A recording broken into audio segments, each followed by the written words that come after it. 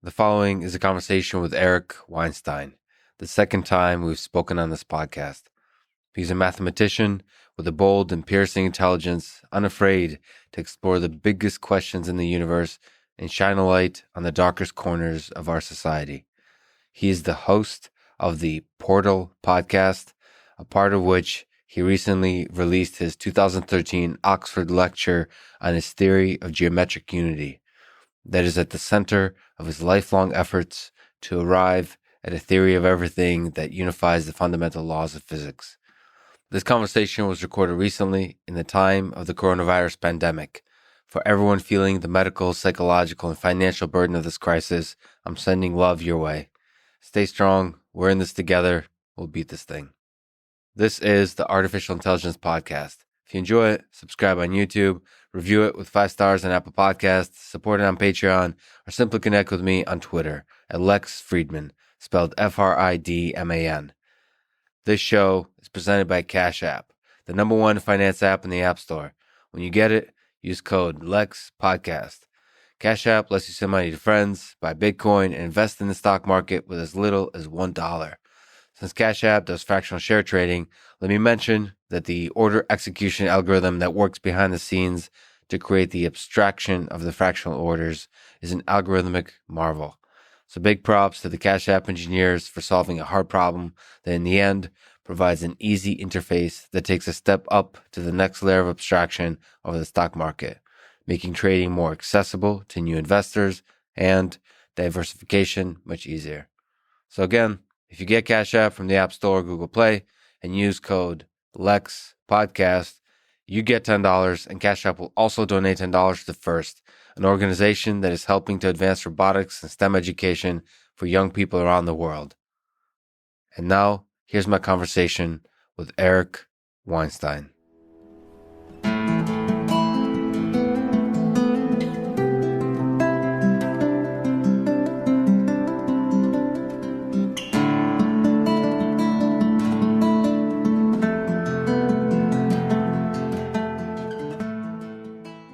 Do you see a connection between World War II and the crisis we're living through right now? Sure. The need for collective action, reminding ourselves of the fact that all of these abstractions, like everyone should just do exactly what he or she wants to do for himself and leave everyone else alone. None of these abstractions work in a global crisis. And this is just a reminder that we didn't somehow put all that behind us. When I hear stories about my grandfather who was in the army, and so the Soviet Union, where most people die when you're in the army, there's a brotherhood that happens. There's a love that happens. Do you think that's something we're going to see here? We're not there. I mean, what the Soviet Union went through, I mean, the enormity of the war on the Russian doorstep. This is different. What we're going through now is not. We can't talk about Stalingrad and COVID in the same breath yet. We're not ready. And the sort of, just the sense of like the great patriotic war and the way in which I was very moved by the Soviet custom of newlyweds going and visiting war memorials on their wedding day. It's like the happiest day of your life. You have to say thank you to the people who made it possible. We're not there. We're just restarting history. I've called this, on the Rogan program, I called it the Great Nap. Yeah. The 75 years with very little, by historical standards, in terms of really profound disruptions. And so when you call it the Great Nap, meaning lack of deep global tragedy? Well, lack of realized global tragedy. So I think that the development, for example, of the hydrogen bomb, was something that happened during the Great Nap. And that doesn't mean that people who lived during that time didn't feel fear, didn't know anxiety, but it was to say that most of the violent potential of the human species was not realized. It was in the form of potential energy. And this is the thing that I've sort of taken issue with the description of Steven Pinker's optimism, is that if you look at the realized kinetic variables, things have been getting much better for a long time, which is the Great Nap. But it's not as if our fragility has not grown, our dependence on electronic systems, our vulnerability to disruption. And so all sorts of things have gotten much better. Other things have gotten much worse, and the destructive potential has skyrocketed. Is tragedy the only way we wake up from the big nap? Well, no, you could also have, jubilation about positive things, but it's harder to get people's attention. Can you give an example of a big global positive thing that could happen? I think that when, for example, just historically speaking, HIV went from being a death sentence to something that people could live with for a very long period of time, it would be great if that had happened on a Wednesday, right? Like all at once, like you knew that things had changed. And so the bleed in somewhat kills the sort of the Wednesday effect where it all happens on a particular day at a particular moment. I think if you look at the stock market here, there's a very clear moment where you can see that the market absorbs the idea of the coronavirus. I think that with respect to positives, the moon landing was the best example of a positive that happened at a particular time, or recapitulating the Soviet-American link-up in terms of Skylab and Soyuz, right? Like that was a huge moment when you actually had these two nations connecting in orbit. And so, yeah, there are great moments where something beautiful and wonderful and amazing happens, but it's just there are fewer of them. That's why as much as I can't imagine proposing to somebody at a sporting event, when you have like 30,000 people waiting and, like she says yes, it's pretty exciting. So I think that we shouldn't discount that. So how bad do you think it's going to get in terms of the global suffering that we're going to experience with this crisis? I can't figure this one out.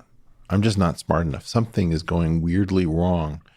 They're almost like two separate storylines. In one storyline, we aren't taking things nearly seriously enough. We see people using food packaging lids as masks who are doctors or nurses. We hear horrible stories about people dying needlessly due to triage. And that's a very terrifying story. On the other hand, there's this other story which says there are tons of ventilators someplace. We've got lots of masks, but they haven't been released. We've got hospital ships where none of the beds are being used. And it's very confusing to me that somehow these two stories give me the feeling that they both must be true simultaneously, and they can't both be true in any kind of standard way. I don't know whether it's just that I'm dumb, but I can't get one or the other story to quiet down. So I think weirdly, this is much more serious than we had understood it. And it's not nearly as serious as some people are making it out to be at the same time, and that we're not being given the tools to actually understand, oh, here's how to interpret the data, or here's the issue with the personal protective equipment is actually a jurisdictional battle or a question of who pays for it rather than a question of whether it's present or absent. I don't understand the details of it, but something is wildly off in our ability to understand where we are. So that's policy, that's institutions. What about, do you think about the quiet suffering of millions of people that have lost their job? Is this a temporary thing? I mean, my ears nod to the suffering of those people who have lost their job, or the 50% possibly of small businesses that are going to go bankrupt. Do you think about that quiet suffering? Well, and how that might arise itself? Could be not quiet too. I mean, right. Could be a depression. This could go from recession to depression, and depression could go to armed conflict and then to war. So it's not a very abstract causal chain that gets us to the point where we can begin with quiet suffering and anxiety and all of these sorts of things, and people losing their jobs and people dying from stress and all sorts of things. But look, anything powerful enough to put us all indoors think about this as an incredible experiment. Imagine that you proposed, hey, I want to do a bunch of research. Let's figure out what changes in our emissions profiles for our carbon footprints when we're all indoors, or what happens to traffic patterns, or what happens to the vulnerability of retail sales as Amazon gets stronger, et cetera, et cetera. I believe that in many of those situations, we're running an incredible experiment. And am I worried for us all? Yes, there are some bright spots, one of which is that when you're ordered to stay indoors, people are going to feel entitled. And the usual thing that people are going to hit when they hear that they've lost your job, there's this kind of tough love attitude that you see, particularly in the United States. Like, oh, you lost your job, poor baby. Well, go retrain, get another one. I think there's going to be a lot less appetite for that because we've been asked to sacrifice, to risk, to act collectively. And that's the interesting thing. What does that reawaken in us? Maybe the idea that we actually are nations and that your fellow countrymen may start to mean something to more people. It certainly means something to people in the military. But I wonder how many people who aren't in the military start to think about this as like, oh yeah, we are kind of running separate experiments and we are not China. So you think this is kind of a period that might be studied for years to come? From my perspective, we are a part of the experiment, but I don't feel like we have access to the full data of the experiment. We're just like little mice in a large... Does this one make sense to you, Lex? I'm romanticizing it, and I keep connecting it to World War II. So I keep connecting to historical events and making sense of them through that way, or reading The Plague by Camus, like almost kind of telling narratives and stories. But I'm not hearing the suffering that people are going through, because I think that's quiet. Everybody's numb. Currently, they're not realizing what it means to have lost your job and to have lost your business. There's kind of I'm afraid how that fear will materialize itself once the numbness wears out. And especially if this lasts for many months, and if it's connected to the incompetence of the CDC and the WHO and our government, and perhaps the election process. My biggest fear is that the elections get delayed or something like that. So the basic mechanisms of our democracy get slowed or damaged in some way that then mixes with the fear that people have, that turns to panic, that turns to anger. That anger. Can I just play with that for a little bit? Sure. What if, in fact, all of that structure that you grew up thinking about, and again, you grew up in two places, right? So when you were inside the US, we tend to look at all of these things as museum pieces. Like, how often do we amend the Constitution anymore? And in some sense, if you think about the Jewish tradition of Simchat Torah, you've got this beautiful scroll that has been lovingly hand drawn in calligraphy that's very valuable. And it's very important that you not treat it as a relic to be revered. And so one day a year, we dance with the Torah and we hold this incredibly vulnerable document up and we treat it as if, it was Ginger Rogers being led by Fred Astaire. Well, that is how you become part of your country. In fact, maybe the election will be delayed. Maybe extraordinary powers will be used. Maybe any one of a number of things will indicate that you're actually living through history. This isn't a museum piece that you were handed by your great-great-grandparents. But you're kind of suggesting that there might be a community thing that pops up, as opposed to an angry revolution. It might have a positive effect of. Well, for example, are you telling me that if the right person stood up and called for us to sacrifice PPE for our nurses and our MDs who are on the front lines, that like people wouldn't reach down deep in their own supply that they've been like stocking and carefully storing there and just say, here, take it. Like right now, an actual leader would use this time to bring out the heroic character. And I'm going to just go wildly patriotic because I freaking love this country.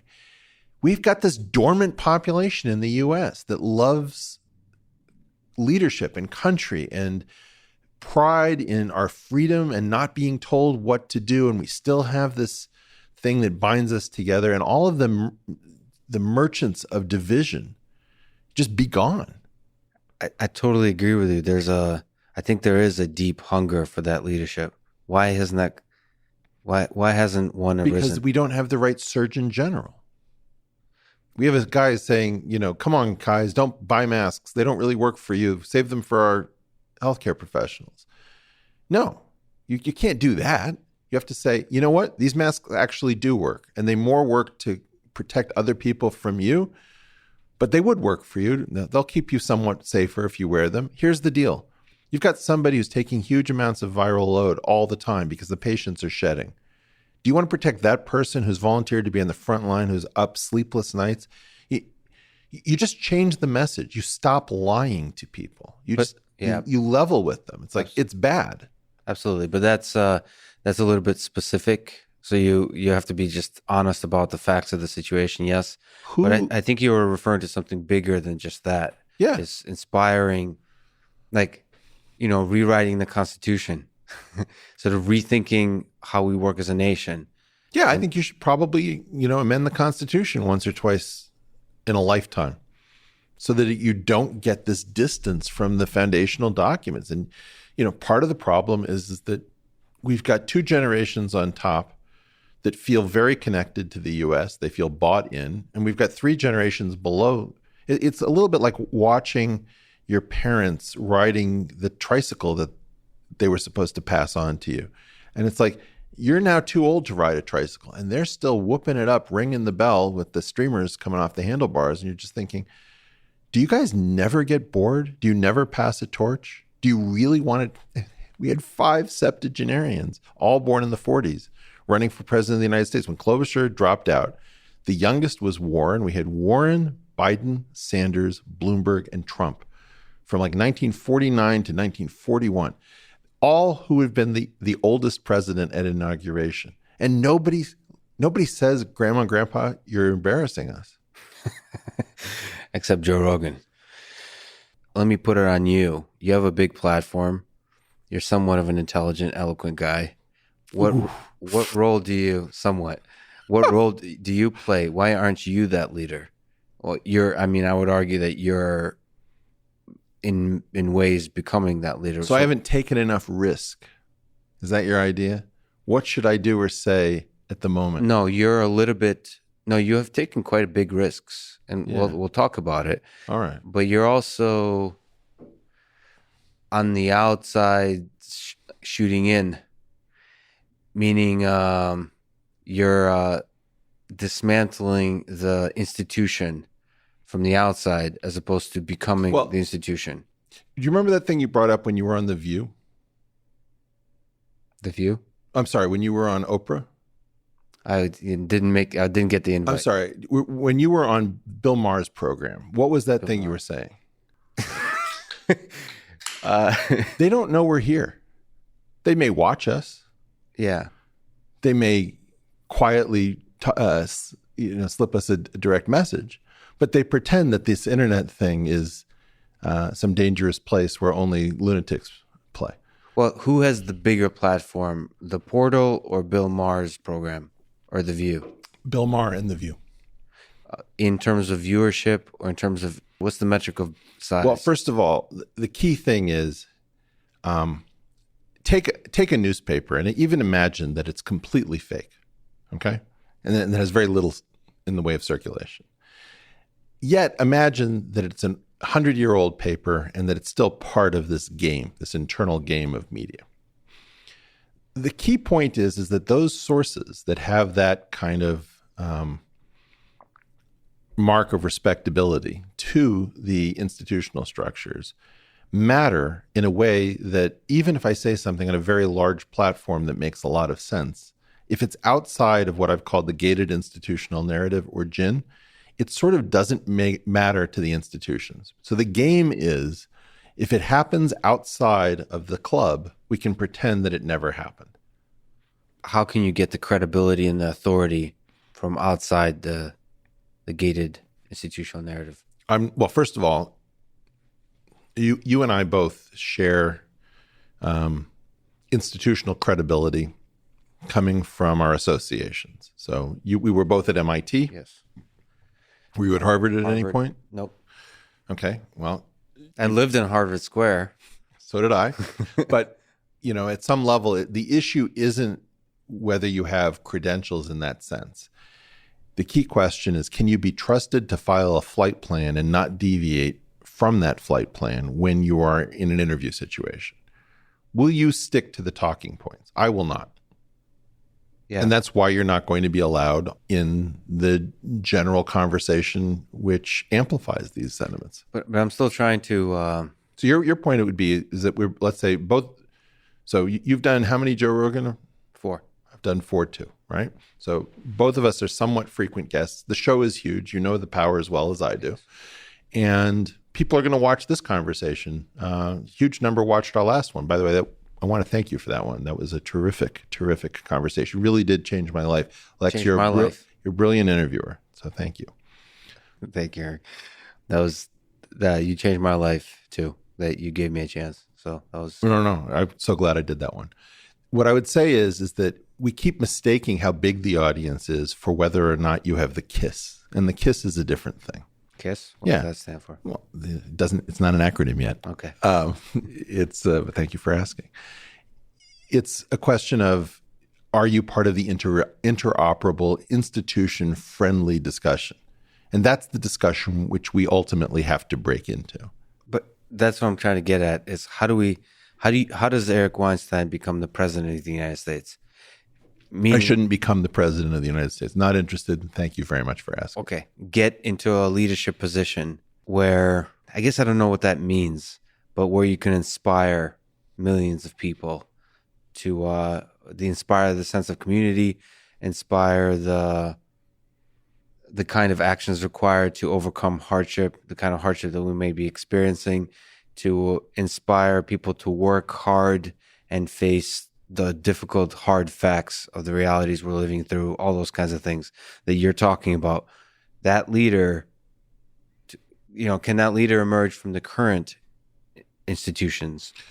Or alternatively, can it also emerge from the outside? I guess that's what I was asking. So my belief is that this is the last hurrah for the elderly centrist kleptocrats. Can you define each of those terms? Okay. Elderly, I mean people who were born at least a year before I was.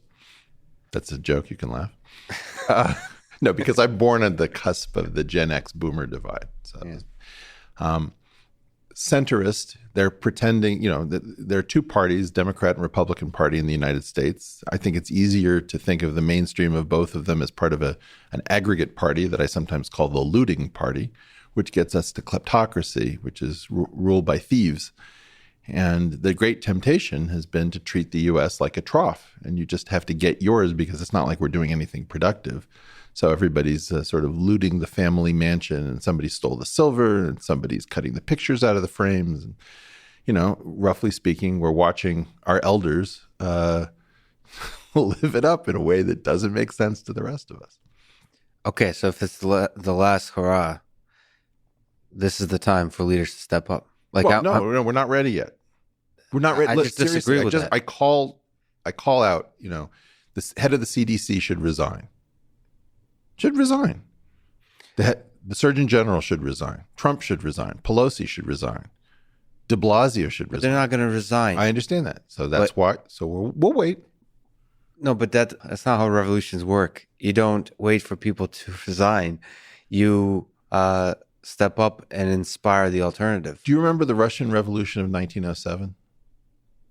It's before my time. But there wasn't a Russian Revolution of 1907. So you're thinking we're in 1907, not 1917. I'm saying you're too early. But we got this, Spanish flu came in 1718. So I would argue that there's a lot of parallels there. World War I. I think it's not time yet. Like John Prine, the songwriter, just died of COVID. That was a pretty big... Really? Yeah. By the way, yes, of course, I every time we do this, we discover our mutual appreciation of obscure, brilliant, witty songwriters. Well, he's really quite good, right? He's really good. Yeah, he died. My understanding is that he passed recently due to complications of corona. So we haven't had large enough shocking deaths yet. Picturesque deaths of a family that couldn't get treatment. There are stories that will come and break our hearts. And we have not had enough of those. The visuals haven't come in. But I think they're coming. Well, we'll find out. But that you have to be there. You have to be there when they come. I mean, but we didn't get the visual, for example, of falling man from 9/11. Right. So the outside world did, but Americans were not. It was thought that we would be too delicate. So just the way you remember Pulitzer Prize winning photographs from the Vietnam era, you don't easily remember the photographs from all sorts of things that have happened since, because something changed in our media. We are insensate. We cannot feel or experience our own lives and the tragedy that would animate us to action. Yeah, but I think I think there's going to be that suffering that's going to build and build and build in terms of businesses, mom and pop shops that close. And I think for myself, I think often that I'm being weak and I feel like I should be doing something. I should be becoming a leader on a small scale. You can't. This is not World War II, and this is not Soviet Russia. Why not? Why not? Because our internal programming, the malware that sits between our ears, is much different than the propagandized malware of the Soviet era. I mean, people were both very indoctrinated and also knew that at some level it was BS. They had a double mind. I don't know. I mean, there must be a great word in Russian for being able to think both of those things simultaneously. You don't think people are actually sick of the partisanship, sick of incompetence? Yeah, but I called for revolt the other day on Joe Rogan, and people found it quixotic. Well, because I think you're not. I think revolt is different. I think okay, I'm really angry. Yes, I'm furious. I cannot stand that this is my country at the moment. I am embarrassed. So let's build a better one. Yeah, right. I'm in. Okay, so that's something. So let's take over a a few universities. Let's start running a different experiment at some of our better universities. Like when I did this experiment, I said, if this were 40 years ago, the median age, I believe, of a university president was 51. That would have the person in Gen X, and we'd have a bunch of millennial presidents, a bunch of, more than half Gen X. It's almost 100% baby boom at this moment. And how did that happen? We can get into how they changed retirement, but this generation above us does not feel, or even the older generation, silent generation. I had Roger Penrose on my program. Excellent conversation. And thank you, really appreciate that. And I asked him a question that was very important to me. I said, look, you're in your late 80s. Is there anyone you could point to as a successor that we should be watching? We can get excited. I said, here's an opportunity to pass the baton. And he said, well, let me hold off on that. I was like, oh, is it ever the right moment to point to somebody younger than you to keep your flame alive after you're gone? And also, I don't know whether I'm just going to admit to this. People treat me like I'm crazy for caring about the world after I'm dead. Or wanting to be remembered after you're gone. Like, well, what does it matter to you? You're gone. It's this deeply sort of secular somatic perspective on everything, where we don't, you know that phrase in As Time Goes By? It says, it's still the same old story, a fight for love and glory, a case of do or die. I don't think people imagined then that there wouldn't be a story about fighting for love and glory. And we are so out of practice about fighting, rivals for love and fighting for glory in something bigger than yourself. But the hunger is there. Well, that was the point then, right? The whole idea is that Rick was, he was like Han Solo of his time. He's just like, I stick my neck out for nobody. It's like, oh, come on, Rick. You're just pretending. You actually have a big soul, right? And so at some level, that's the question. Do we have a big soul, or is it just all bullshit? See, I think there's huge Manhattan Project style projects, whether you talk about physical infrastructure or going to Mars, the SpaceX, NASA efforts, or huge scientific efforts. Well, we need to get back into the institutions, and we need to remove the weak leadership. That we have weak leaders, and the weak leaders need to be removed, and they need to seat people more dangerous than the people who are currently sitting in a lot of those chairs. Or build new institutions. Good luck. Well, so one of the nice things of from the internet is, for example, somebody like you can have a bigger voice than almost anybody at the particular institutions we're talking about. That's true. But the thing is, I might say something. You can count on the fact that the, provost at Princeton isn't going to say anything. What do you mean? Too afraid? Well, if that person were to give an interview, how are things going in research at Princeton? Well, I'm hesitant to say it, but they're perhaps as good as they've ever been, and I think they're going to get better. Oh, is that right? All fields? Yep. I don't see a weak one. It's just like, okay, great. Who are you, and what are you even saying? We're just used to total nonsense 24/7. Yeah. What do you think might be a beautiful thing that comes out of this? Like, what is there a hope that, like a little inkling, a little fire of hope you have about our time right now? Yeah, I think one thing is coming to understand that the freaks, weirdos, mutants, and other ne'er-do-wells, sometimes referred to as grifters. I like that one. Grifters and gadflies were very often the earliest people on the coronavirus. That's a really interesting question. Why was that? And it seems to be that they had already paid such a social price that they weren't going to be beaten up by being told that, oh my God, you're xenophobic. You just hate China, or wow, you sound like a conspiracy theorist. So if you'd already paid those prices, you were free to think about this. And everyone in an institutional framework was terrified that they didn't want to be seen as the alarmist, the Chicken Little. And so that's why you have this confidence where, de Blasio says, get on with your lives, get back in there and celebrate Chinese New Year in Chinatown, despite coronavirus. It's like, okay, really? So you just always thought everything would automatically be okay if you adopted that posture. So you think this time reveals the weakness of our institutions and reveals the strength of our gadflies and the weirdos and the... No, not necessarily the strength, but the value of freedom. Like a different way of saying it would be, wow, even your gadflies and your grifters were able to beat your institutional folks because your institutional folks were playing with a giant mental handicap. So just imagine, like we were in the story of Harrison Bergeron by Vonnegut, and our smartest people were all subjected to distracting noises every 7 seconds. Well, they would be functionally much dumber because they couldn't continue a thought through all the disturbance. So in some sense, that's a little bit like what belonging to an institution is that if you have to make a public statement, of course the Surgeon General is going to be the worst because they're just playing with too much of a handicap. There are too many institutional players who are like, don't screw us up. And so the person has to say something wrong. We're going to back propagate a falsehood.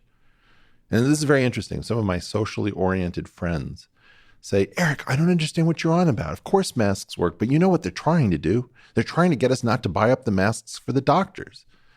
And I think, okay, so you imagine that we can just create scientific fiction at will so that you can run whatever social program you want? This is what my point is, get out of my lab. Get out of the lab. You don't belong in the lab. You're not meant for the lab. You're constitutionally incapable of being around a lab. You need to leave the lab.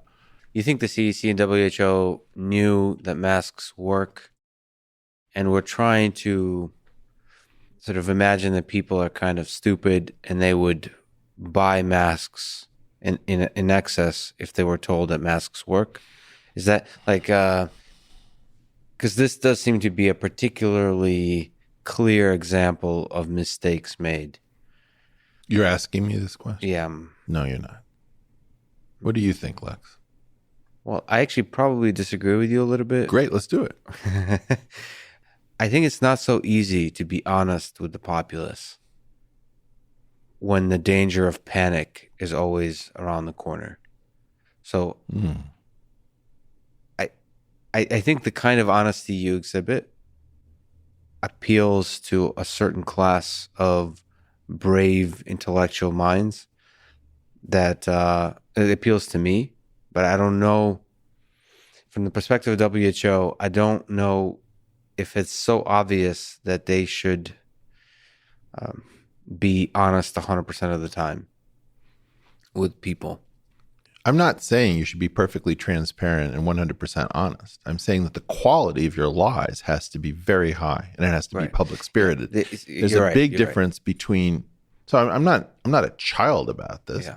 I'm not saying that when you're at war, for example, you turn over all of your plans to the enemy because it's important that you're transparent with 360-degree visibility. Far from it.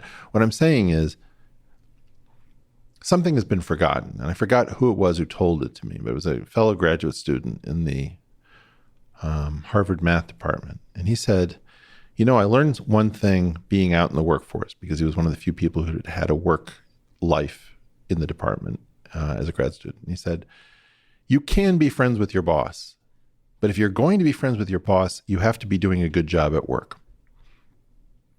And there's an analog here, which is if you're going to be reasonably honest with the population, you have to be doing a good job at work as the Surgeon General or as the head of the CDC.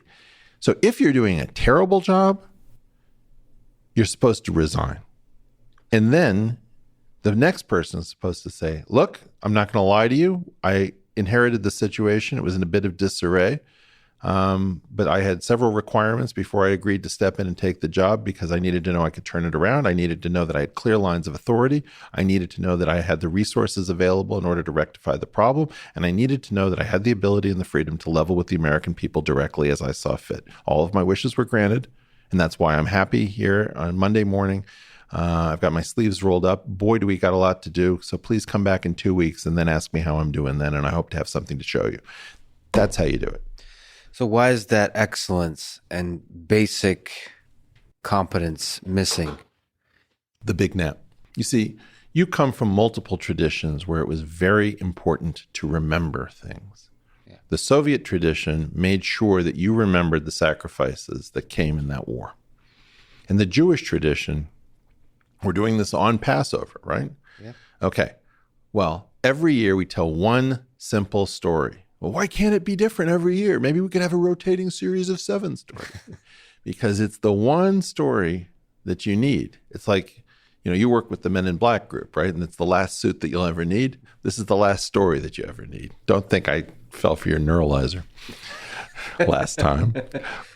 In any event, we tell one story because it's the get out of Dodge story. There's a time when you need to not wait for the bread to rise. And that's the thing, which is, even if you live through a great nap, you deserve to know what it feels like to have to leave everything that has become comfortable and unworkable. It's sad that you need that tragedy, I imagine, to have the tradition of remembering. It's sad to think that because things have been nice and comfortable means that we can't have great, competent leaders, which is kind of the implied statement. Like, can we have great leaders who take big risks, who inspire hard work, who deal with difficult truth, even though things have been comfortable? Well, we know what those people sound like. I mean, if, for example, Jocko Willink suddenly threw his hat into the ring, everyone would say, okay, right, party's over. It's time to get up at 4:30 and really work hard, and we've got to get back into fighting shape. And yeah, but Jocko is a very special. I think that whole group of people by profession put themselves in the way of into hardship on a daily basis. And he's not, I don't know, but he's probably not going to be. Well, could Jocko be president? Okay, but it doesn't have to be Jocko, right? Like, in other words, if it was Kai Lenny or if it was Alex Honnold from rock climbing. Right, but they're just serious people. They're serious people who can't afford your BS. Yeah, but why do we have serious people that do rock climbing and don't have serious people who lead the nation? That seems because those skills needed in rock climbing are not good during the big nap. And at the tail end of the big nap, they would get you fired. But don't you think there's the fundamental part of human nature that desires to excel, to be exceptionally good at your job?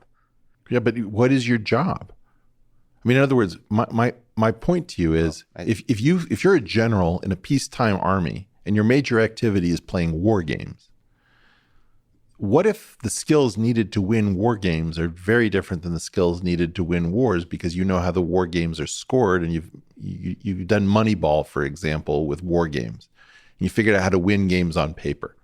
So then the advancement skill becomes divergent from the ultimate skill that it was proxying for. Yeah, but you create. We're good as human beings to. I mean, at least me, I can't do a big nap. So at any one moment when I finish something, a new dream pops up. So right. Going to Mars. What do you like to do? You like to do Brazilian Jiu-Jitsu? Well, first of all, I like to do everything. You like to play guitar? Guitar.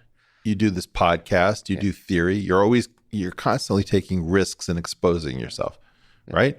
Why? Because you got one of those crazy, I'm sorry to say it, you got an Eastern European Jewish personality, which I'm still tied to.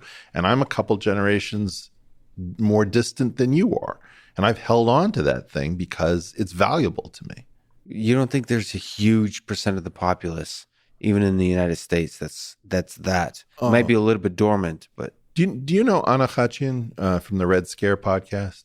Did you interview her? Yeah. Yeah. I listened. Yeah. She was great. She was great, right? Yeah, she was fun. She's terrific. But she also has the same thing going on. And I made a joke in the liner notes for that episode, which is somewhere on the road from Stalingrad to Forever 21, something was lost. Like, how can Stalingrad and Forever 21 be in the same sentence? And, in part, it's that weird thing. It's like trying to remember. Even words, like I'm in Russian and Hebrew, things like, it's like what pomyat and liskor, these words have much more potency about memory. And I don't know. I think there's still a dormant populace that craves leaders on a small scale and large scale. And I hope to be that leader on a small scale. And I think you, sir, have a role to be a leader. You kids go ahead without me. I'm gonna do a little bit of weird podcasting. See, now you're putting on your Joe Rogan hat. He says, I'm just a comedian. Oh, no, I'm not. You say, I'm just No, it's not that. If I say I want to lead too much because of the big nap, there's like a group, a chorus of automated idiots. Mm-hmm. And their first thought is like, I knew it. This was a power grab all along. Why should you lead? Just like, and so the idea is you're just trying to skirt around, not stepping on all of the idiot landmines. It's like, okay, so now I'm going to hear that in my inbox for the next 3 days. Okay, so lead by example. Just live. No, I mean, on a large platform. Look, we should take over the institutions. There are institutions. We've got bad leadership. We should mutiny, and we should inject 15%, 20% disagreeable, dissident, very aggressive, loner individual, mutant freaks, all the people that you go to see Avengers movies about, or the X-Men or whatever it is, and stop pretending that everything good comes out of some great, giant, inclusive, communal 12-hour meeting. It's like, stop it. That's not how shit happens. You recently published the video of a lecture you gave at Oxford presenting some aspects of a theory of everything called geometric unity. So this was a work of 30 plus years. This is life's work. Let me ask sort of the silly old question. How do you feel as a human? Excited, scared, Yeah, the all those things. experience of posting it? It's funny. One of the things that you learn to feel as an academic is the great sins you can commit in academics is to show yourself to be a non-serious person, to show yourself to have delusions, to avoid the standard practices which everyone has signed up for. And it's weird because like that those people are going to be angry. He did what? Why would he do that? And what we're referring to, for example, there's traditions of sort of publishing incrementally, certainly not trying to have a theory of everything, perhaps working within the academic departments. Yep. All those things. That's true. And so you're going outside of all of that. Well, I mean, I was going inside of all of that. And we did not come to terms when I was inside. And what they did was so outside to me, was so weird, so freakish. Like the most senior respectable people at the most senior respectable places were functionally insane as far as I could tell. And again, it's like being functionally stupid if you're the head of the CDC or something, where you're giving recommendations out that aren't based on what you actually believe. They're based on what you think you have to be doing. Well, in some sense, I think that that's a lot of how I saw the math and physics world. As the physics world was really crazy and the math world was considerably less crazy, just very strict and kind of dogmatic. We'll psychoanalyze those folks, but I really want to maybe linger on it a little bit longer of how you feel, because this is such a special moment in your life. Well, I really appreciate it. It's a great question. So that if we can pair off some of those other issues, it's new.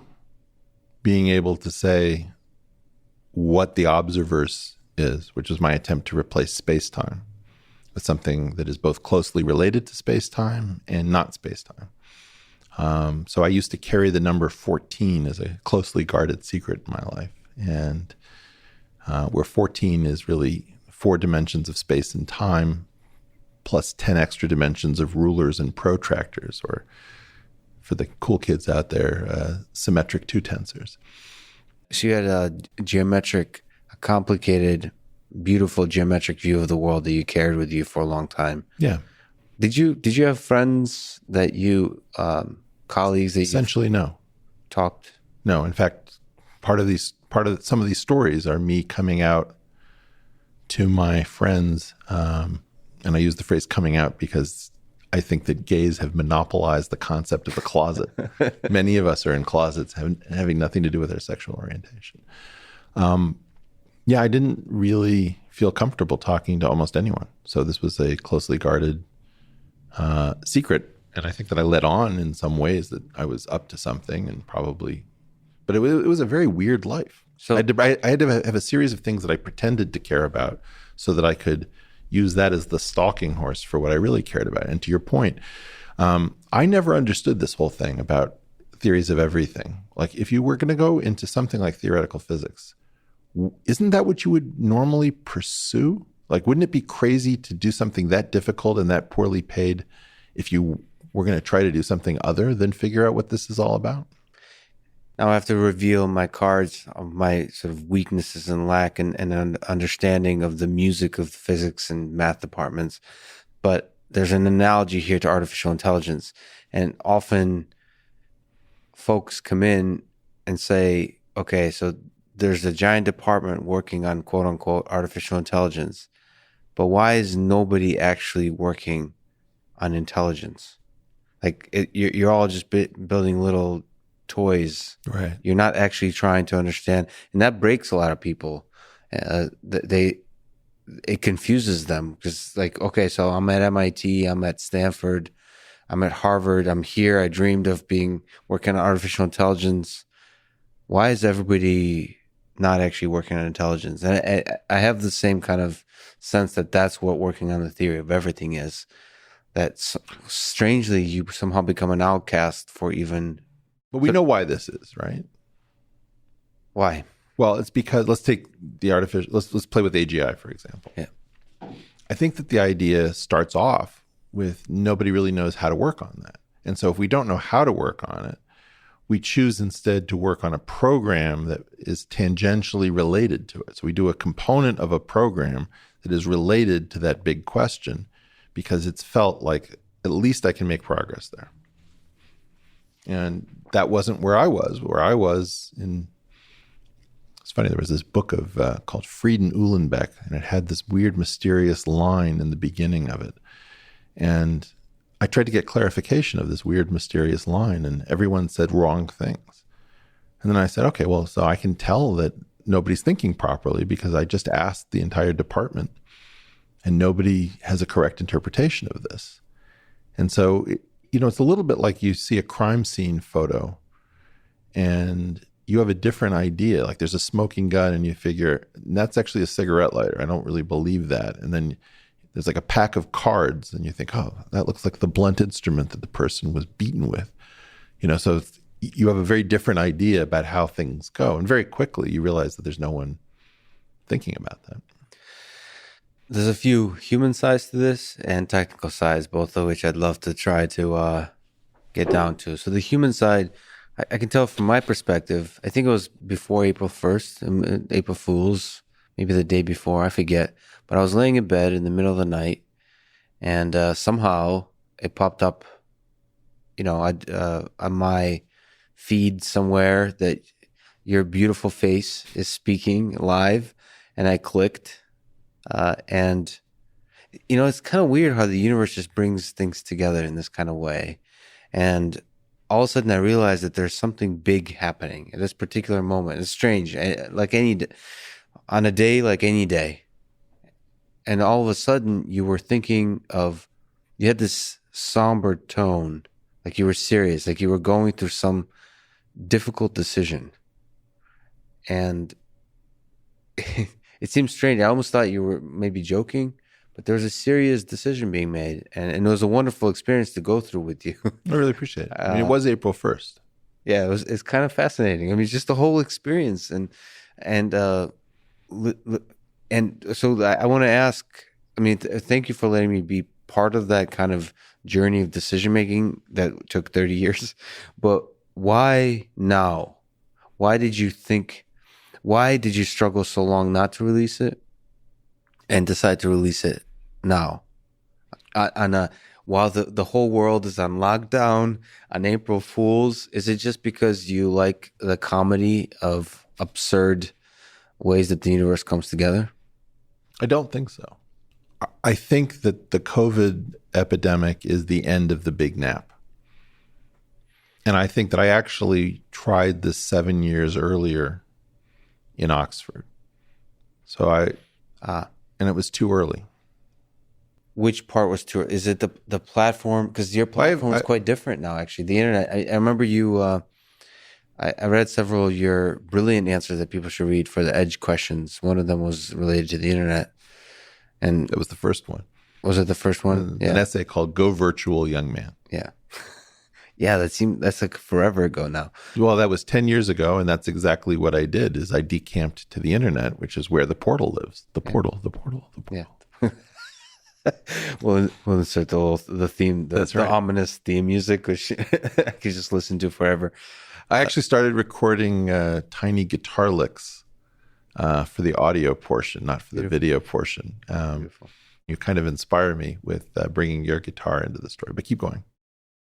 So you thought, the Oxford was like step one, and you kind of you put your foot into the water to sample it, but it was too cold at the time, so you didn't want to step in. I was just really disappointed. What was disappointing about that experience? It's a hard thing to talk about. It has to do with the fact that, and I can see this mirrors a disappointment within myself. There are two separate issues. One is the issue of making sure that the idea is actually heard and explored. And the other is the question about, will I become disconnected from my work because it will be ridiculed. It will be immediately improved. It will be found to be derivative of something that occurred in some paper in 1957. When the community does not want you to gain a voice, it's a little bit like a policeman deciding to weirdly enforce all of these little known regulations against you and, sometimes nobody else. And I think that's kind of, this weird thing where I just don't believe that we can reach the final theory necessarily within the political economy of academics. So if you think about how academics are tortured by each other and how they're paid and where they have freedom and where they don't, I actually weirdly think that system of selective pressures is going to eliminate anybody who's going to make real progress. So that's interesting. So if you look at the story of Andrew Wiles, for example, with Fermat's last theorem, I mean, he, as far as I understand, he pretty much isolated himself from the world of academics in terms of the bulk of the work he did. And it from my perspective, is dramatic and fun to read about, but it seemed exceptionally stressful, the first steps he took when actually making the work public. And that seemed, to me, it would be hell. Yeah, but it's like so artificially dramatic. He leads up to it at a series of lectures. He doesn't want to say it.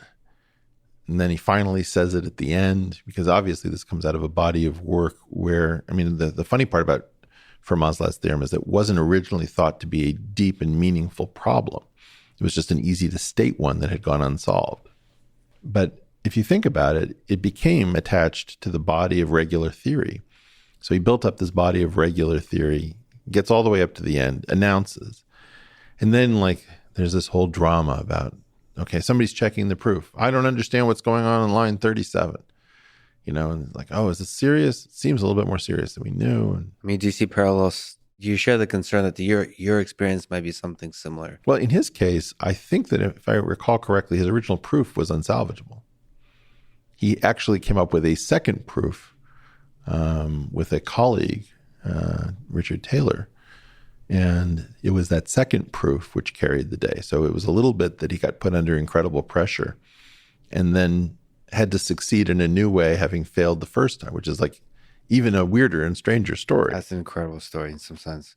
But I'm trying to get a sense of the kind of stress you're I think under. that this is, okay, but I'm rejecting. What I don't think people understand with me is the scale of the critique. It's people say, well, you must implicitly agree with this and implicitly agree. And it's no, try me. Ask before you decide that I am mostly in agreement with the community about how these things should be handled or what these things mean. Can you elaborate? And also just why does criticism matter so much here? So you seem to dislike the burden of criticism, that it will choke away all. There's different kinds of criticism. There's constructive criticism and there's destructive criticism. And what I don't like is I don't like a community that can't, first of all, if you take the physics community, just the way we screwed up on masks and PPE, just the way we screwed up in the financial crisis and mortgage-backed securities, we screwed up on string theory. Can we just forget the string theory happened, or? Sure, but then somebody should say that, right? Somebody should say, it didn't work out. Yeah. But okay, but you're asking this, why do you guys get to keep the prestige after failing for 35 years? That's an interesting question. Who's the you guys? Because to me, whoever the profession, look, these things, if there is a theory of everything to be had, right? It's going to be a relatively small group of people where this will be sorted out. Absolutely. It's not tens of thousands. It's probably hundreds at the top. But within that community, there's the assholes. Mm-hmm. There's you always in this world have people who are kind, open-minded. It's not a question about kind. It's a question about, okay, let's imagine, for example, that you have a story where you believe that ulcers are definitely caused by stress. And you've never questioned it. Or maybe you felt like the Japanese came out of the blue and attacked us at Pearl Harbor. right? And now somebody introduces a new idea to you, which is like, what if it isn't stress at all? Or what if we actually tried to make resource-starved Japan attack us somewhere in the Pacific so we could have casus belli to enter the Asian theater? And the person's original idea is like, what? What are you even saying? It's like too crazy. Well, when Dirac in 1963 talked about the importance of beauty as a guiding principle in physics, and he wasn't talking about the scientific method, that was crazy talk. But he was actually making a great point. And he was using Schrodinger, and I think it was Schrodinger was standing in for him.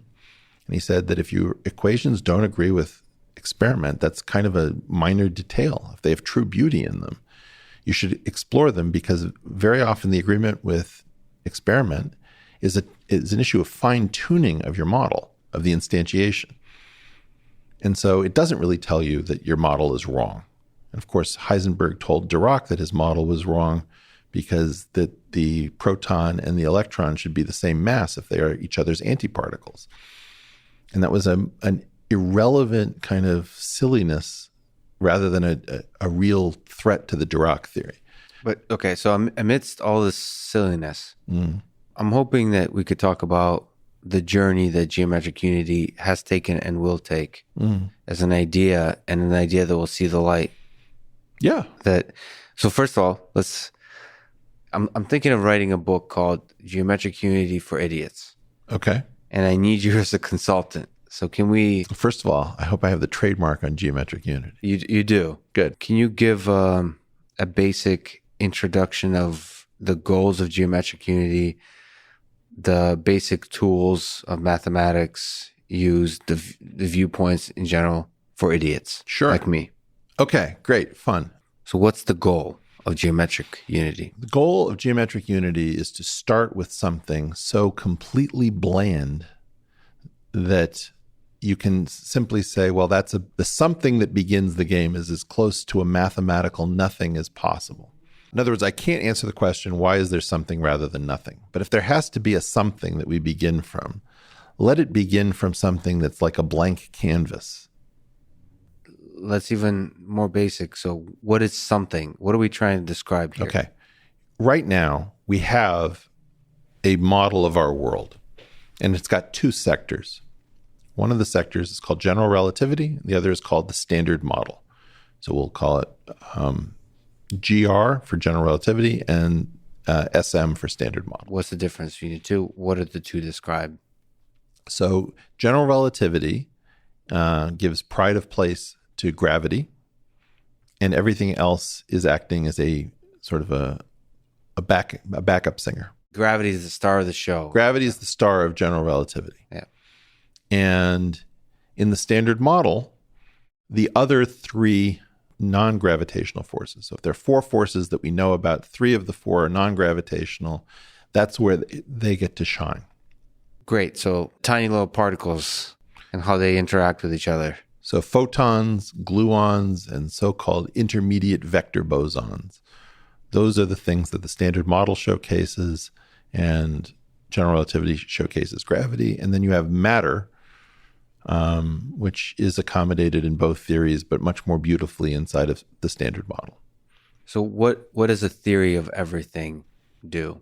So first of all, I think that's the first place where we haven't talked enough. We assume that we know what it means, right, but we don't actually have any idea what it means. And what I claim it is that it's a theory where the questions beyond that theory are no longer of a mathematical nature. In other words, if I say, let us take X to be a four-dimensional manifold, to a mathematician or a physicist, I've said very little. I've simply said there's some place for calculus and linear algebra to dance together and to play. And that's what manifolds are. They're the most natural place where our two greatest math theories can really intertwine. Which are the two? Oh, you mean calculus and linear algebra. Yep. Right. Okay, now the question is beyond that. So it's sort of like saying, I'm an artist and I want to order a canvas. Now the question is, does the canvas paint itself? Does the canvas come up with an artist and paint and ink, which then paint the canvas? Like that's the hard part about theories of everything, which I don't think people talk enough about. So can we just, you bring up Escher and the hand that draws itself. The fire that lights itself, or drawing hands. The drawing hands. Yeah. And every time I start to think about that, my mind shuts down. No, don't do that. There's a spark. And but this is the most beautiful part. We should do this beautiful. together. No, it's beautiful, but this robot's brain sparks fly. So can we try to say the same thing over and over in different ways about what you mean by that having to be a thing we have to contend with? Sure. Like why do you think that creating a theory of everything, as you call the source code, understanding our source code, require a view like the hand that draws itself? Okay, well, here's what goes on in the regular physics picture. Yeah. We've got these two main theories, general relativity and the standard model, right? Think of general relativity as more or less the theory of the canvas, okay? Maybe you have the canvas in a particularly rigid shape. Maybe you've measured it, so it's got length and it's got angle. But more or less, it's just canvas and length and angle. And that's all that really general relativity is, but it allows the canvas to warp a bit. Then we have the second thing, which is this import of foreign libraries which aren't tied to space and time. So we've got this crazy set of symmetries called SU3 cross SU2 cross U1. We've got this collection of 16 particles in a generation, which are these sort of twisted spinners. And we've got 3 copies of them. Then we've got this weird Higgs field that comes in and, like Deus Ex Machina, solves all the problems that have been created in the play that can't be resolved otherwise. So that's the standard model. Quantum field theory just plopped on top of this. It's a problem of the double origin story. One origin story is about space and time. The other origin story is about what we would call internal quantum numbers and internal symmetries. And then there was an attempt to get one to follow from the other called Kaluza-Klein theory, which didn't work out. And this is sort of in that vein. So you said origin story. So in the hand that draws itself, what is it?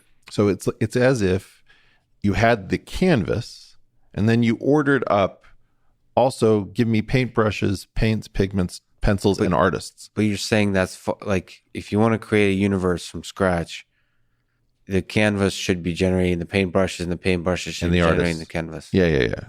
Right. Like you should. Well, who's the artist in this analogy? Well, this is, sorry. Then we're going to get into a religious thing and I don't want to do that. Okay. Well, you know my shtick, which is that we are the AI.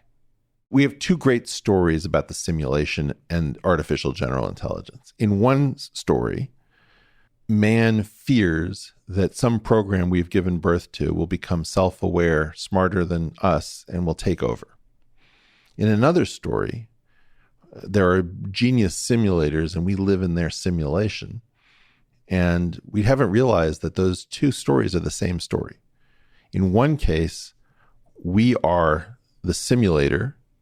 In another case, we are the simulated. And if you buy those and you put them together, we are the AGI. And whether or not we have simulators, we may be trying to wake up by learning our own source code. So this could be our Skynet moment, which is one of the reasons I have some issues around it. I think we'll talk about that because Well, that's the issue of the emergent artist within the story. Yeah. Just to get back to the point. Okay. So now the key point is the standard way we tell the story is that Einstein sets the canvas and then we order all the stuff that we want. And then that paints the picture that is our universe. So you order the paint, you order the artist, you order the brushes, and that then, when you collide the 2, gives you 2 separate origin stories. The canvas came from one place, and everything else came from somewhere else. So what are the mathematical tools required to construct consistent geometric theory make this concrete? Well, somehow you need to get 3 copies, for example, of generations with 16 particles each, right? And so the question would be like, well, there's a lot of special personality in those symmetries. Where would they come from? So, for example, you've got what would be called grand unified theories that sound like SU5, the George I. Glashow theory. There's something that should be called spin 10, but physicists insist on calling it SO10. There's something called the Petit Salam theory that tends to be called SU4 cross SU2 cross SU2, which should be called spin 6 cross spin 4. I can get into all of these. But what are they all accomplishing? They're all taking the known forces that we see and packaging them up to say we can't get rid of the second origin story, but we can at least make that origin story more unified. So they're trying, grand unification is the attempt to and that's a mistake in your It's not a mistake. The problem is it was born lifeless. When George I. and Glashow first came out with the SU5 theory, it was very exciting because it could be tested in a South Dakota mine filled up with cleaning fluid or something like that. And they looked for proton decay and didn't see it. And then they gave up because in that day, when your experiment didn't work, you gave up on the theory.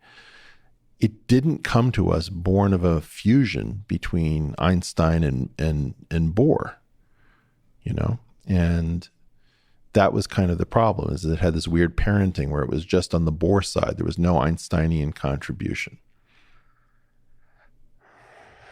Lex, how can I help you most? I'm trying to figure out what questions you want to ask so that you get the most satisfying answers.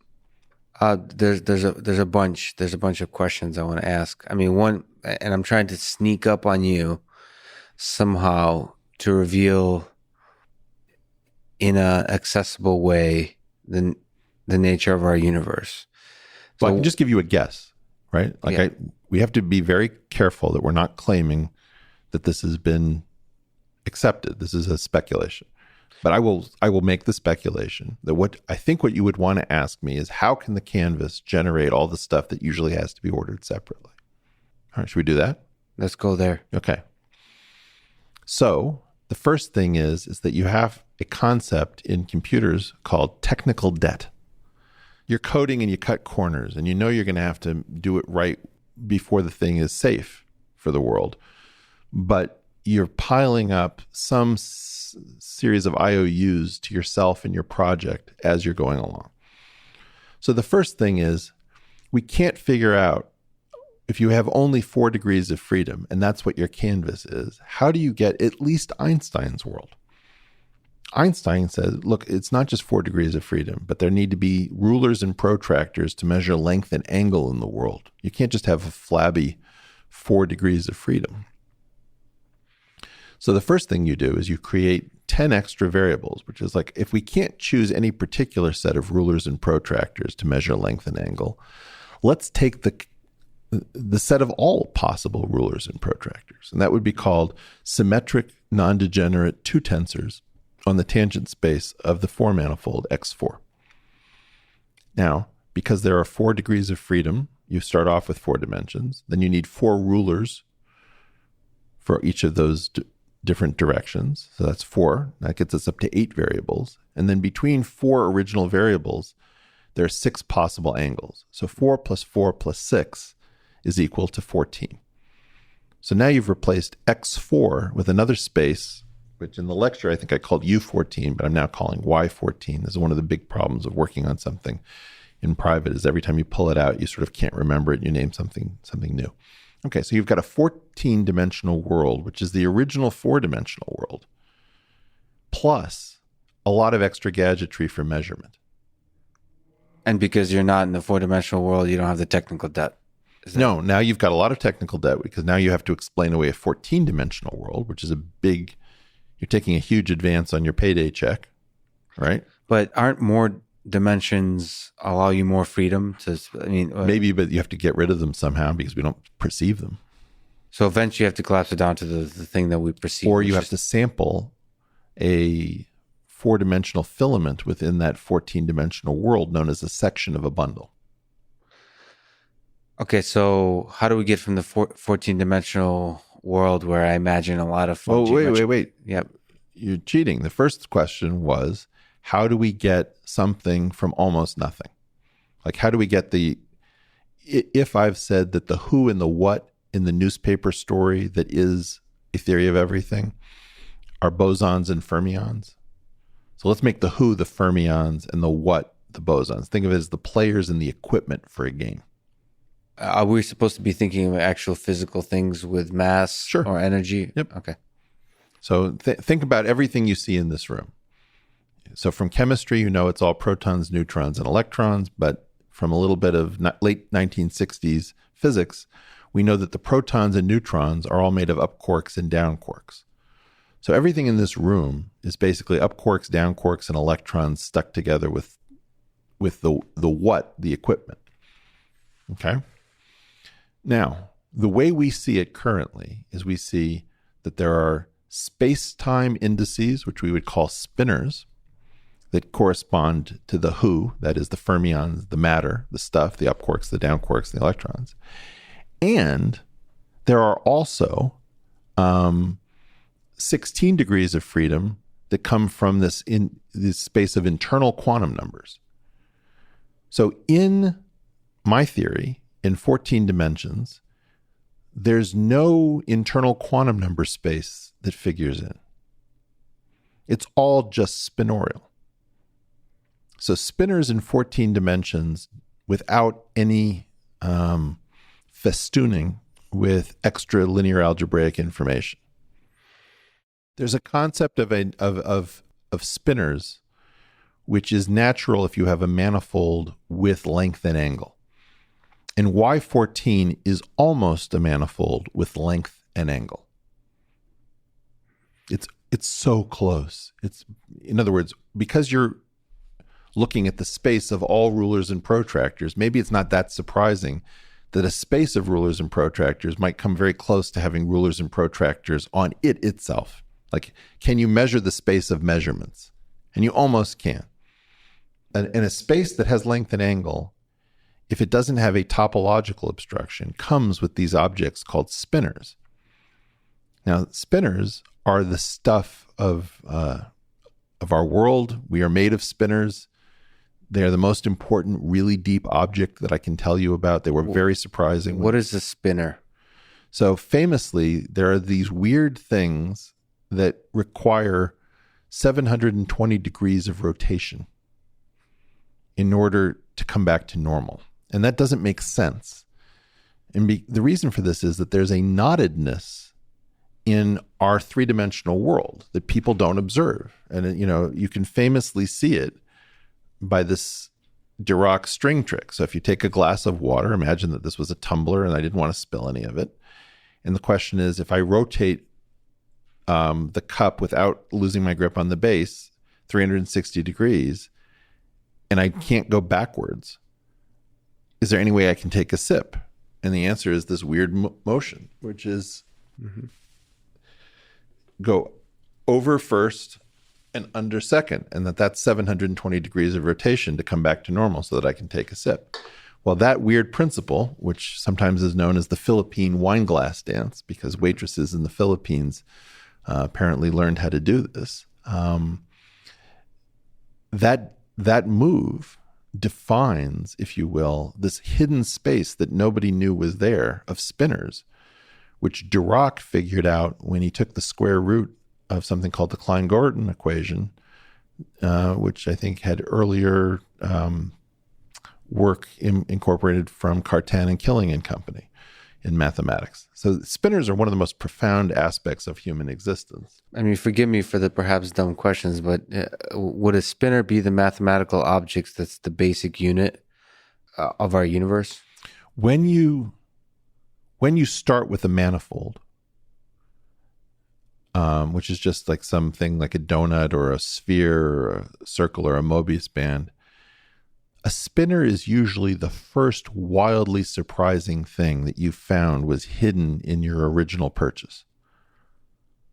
So you order a manifold and you didn't even realize. It's like buying a house and finding a panic room inside that you hadn't counted on. It's very surprising when you understand that spinors are running around on your spaces. Again, perhaps a dumb question, but we're talking about 14 dimensions and 4 dimensions. What is the manifold we're operating under? So in my case, it's proto-space-time. It's before Einstein can slap rulers and protractors on space-time. And what you mean by that, sorry to interrupt, is space-time is the 4D manifold. Space-time is a 4-dimensional manifold with extra structure. What's the extra structure? It's called a semi-Riemannian or pseudo-Riemannian metric. In essence, there is something akin to a 4x4 symmetric matrix which is equivalent to length and angle. So when I talk about rulers and protractors, or I talk about length and angle, or I talk about Riemannian or pseudo-Riemannian or semi-Riemannian manifolds, I'm usually talking about the same thing. Can you measure how long something is and what the angle is between two different rays or vectors? So that's what Einstein gave us as his arena, his place to play, his canvas. So there's a bunch of questions I can ask here, but like I said, I'm working on this book, Geometric Unity for Idiots, and I think what would be really nice as your editor to have like beautiful, maybe even visualizations that people could try to play with, try to reveal small little beauties about the way you're thinking about this world. Well, I usually use the Joe Rogan program for that. Sometimes I have him doing the Philippine wine glass dance. I had the hop vibration. The part of the problem is that most people don't know this language about spinors, bundles, metrics, gauge fields, and they're very curious about the theory of everything, but they have no understanding of even what we know about our own world. Is it a hopeless pursuit? So, no. Like even gauge theory, right? Just this. I mean, it seems to be very inaccessible. Is there some aspect of it that could be made accessible? I mean, I could go to the board right there and give you a 5-minute lecture on gauge theory that would be better than the official lecture on gauge theory. You would know what gauge theory was. So it's possible to make it accessible. Yeah. But nobody does. Like, in other words, you're going to watch over the next year lots of different discussions about quantum entanglement or, the multiverse. Where are we now? Right. Or, many worlds. Are they all equally real? Yeah. Right? I mean, yeah, that's okay, like but you're not going to hear anything about the hop vibration except if it's from me, and I hate that. Why can't you be the one? Well, because I'm going a different path. I think that we've made a huge mistake, which is we have things we can show people about the actual models. We can push out visualizations where they're not listening by analogy. They're watching the same thing that we're seeing. And as I've said to you before, this is like choosing to perform sheet music that hasn't been performed in a long time. Or, the experts can't afford orchestras, so they just trade Beethoven symphonies as sheet music. And they're like, oh, wow, that was beautiful. But it's like, nobody heard anything. They just looked at the score. Well, that's how mathematicians and physicists trade papers and ideas, is that they write down the things that represent stuff. I want to at least close out this thought line that you started. Yes. Which is, how does the canvas order all of this other stuff into being? And so I at least want to say some incomprehensible things about that, and then we'll have that much done. All right. On that just point, does it have to be incomprehensible? Do you know what the Schrodinger equation is? Yes. Do you know what the Dirac equation is? What does no mean? Well, my point is, you're going to have some feeling that you know what the Schrodinger equation is. Yes. As soon as we get to the Dirac equation, your eyes are going to get a little bit glazed, right? So now, why is that? Well, the answer to me is that you want to ask me about the theory of everything, but you haven't even digested the theory of everything as we've had it since 1928, when Dirac came out with his equation. So for whatever reason, and this isn't a hit on you, yeah, you haven't been motivated enough in all the time that you've been on Earth to at least get as far as the Dirac equation. And this was very interesting to me after I gave the talk in Oxford. New scientist who had done kind of a hatchet job on me to begin with sent a reporter to come to the third version of the talk that I gave. And that person had never heard of the Dirac equation.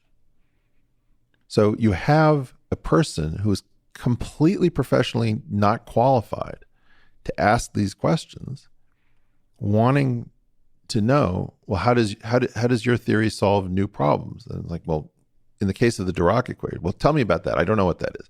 So then the point is, okay, I got it.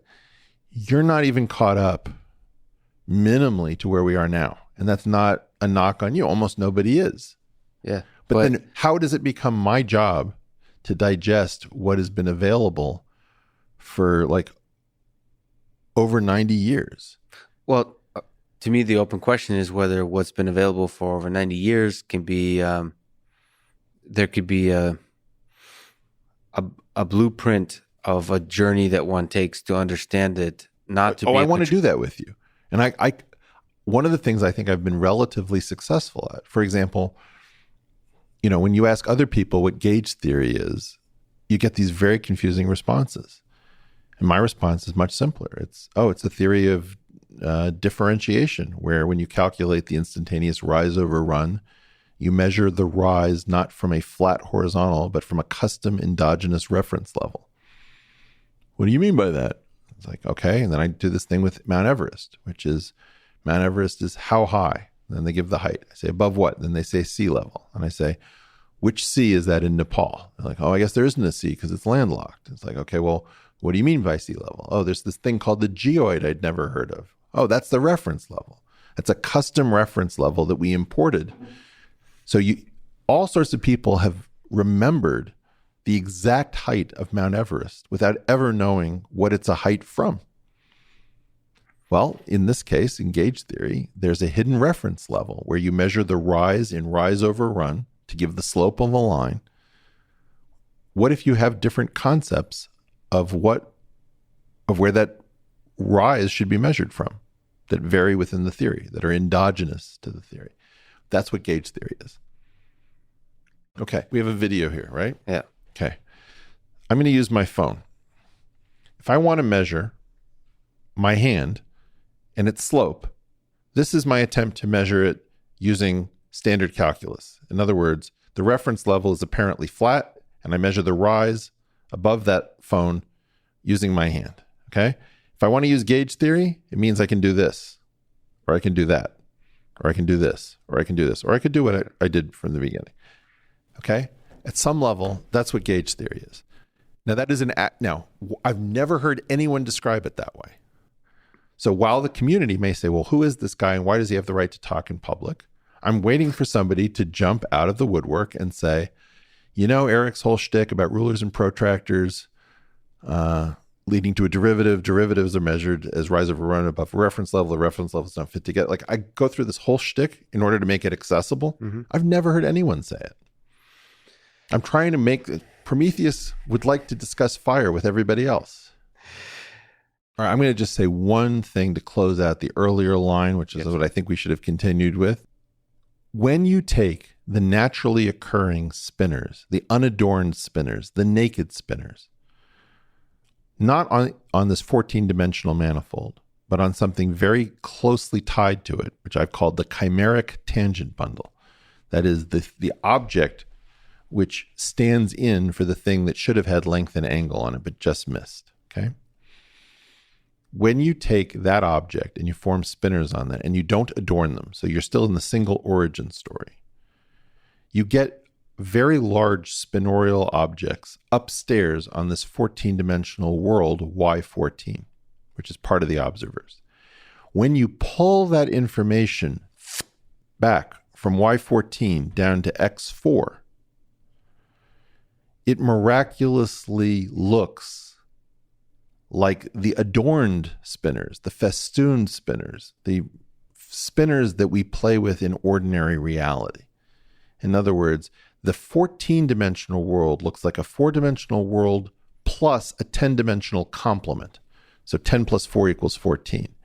That 10-dimensional complement, which is called a normal bundle, generates spin properties, internal quantum numbers that look like the things that give our particles personality, that make, let's say, up quarks and down quarks charged by negative 1/3 or plus 2/3, that kind of stuff, or whether or not, some quarks feel the weak force and other quarks do not. So the X4 generates Y14. Y14 generates something called the chimeric tangent bundle. Chimeric tangent bundle generates unadorned spinners. The unadorned spinners get pulled back from 14 down to 4, where they look like adorned spinners. And we have the right number of them. You thought you needed 3, you only got 2. But then something else that you'd never seen before broke apart on this journey. And it broke into another copy of the thing that you already have 2 copies of. One piece of that thing broke off. So now you have 2 generations plus an imposter 3rd generation, which is, I don't know why we never talk about this possibility in regular physics. And then you've got a bunch of stuff that we haven't seen, which has descriptions. So people always say, does it make any falsifiable predictions? Yes, it does. It says that the matter that you should be seeing next has particular properties that can be read off. Like weak isospin, weak hypercharge, like the responsiveness to the strong force. The one I can't tell you is what energy scale it would happen at. So you can't say if those characteristics can be detected with the current. But it may be that somebody else can. I'm not a physicist. I'm not a quantum field theorist. I don't know how you would do that. The hope for me is that there's some simple explanations for all of it. Lex, should we have a drink? You're having fun. No, I'm trying to have fun with you. You know that. No, there's a bunch of fun things. But you're very serious. To talk about here. Anyway, that was how I got what I thought you wanted, which is, if you think about the fermions as the artists and the bosons as the brushes and the paint, what I told you is that's how we get the artists. What are the open questions for you in this? What are the challenges? So you're not done. Well, there are things that I would like to have in better order. So a lot of people will say, the reason I hesitate on this is I just have a totally different view than the community. So, for example, I believe that general relativity began in 1913 with Einstein and Grossman. Mm-hmm. Now, that was the first of 4 major papers in this line of thinking. To most physicists, general relativity happened when Einstein produced a divergence-free gradient, which turned out to be the gradient of the so-called Hilbert or Einstein-Hilbert action. And from my perspective, that wasn't true. This is that it began when Einstein said, look, this is about differential geometry, and the final answer is going to look like a curvature tensor on one side and matter and energy on the other side. And that was enough. And then he published a wrong version of it, where it was the Ricci tensor, not the Einstein tensor. Then he corrected the Ricci tensor to make it into the Einstein tensor. Then he corrected that to add a cosmological constant. I can't stand that the community thinks in those terms. There's some things about there's a question about which contraction do I use? There's an Einstein contraction. There's a Ricci contraction. They both go between the same spaces. I'm not sure what I should do. I'm not sure which contraction I should choose. This is called a Sheab operator for ship in a bottle in my stuff. You have this big platform in many ways that inspires people's curiosity about physics and mathematics. Right. Now, and I'm one of those people. Well, great. But then you start using a lot of words that I don't understand. And I might know them, but I don't understand. And what's unclear to me, if I'm supposed to be listening to those words, or if this is one of those technical things that's intended for a very small community, or if I'm supposed to actually take those words and start, a multi-year study, not a serious study, but the kind of study when you're interested in learning about machine learning, for example, or any kind of discipline. That's where I'm a little bit confused. So you speak beautifully about ideas. You often reveal the beauty in mathematics, in geometry, and I'm unclear in what are the steps I should be taking.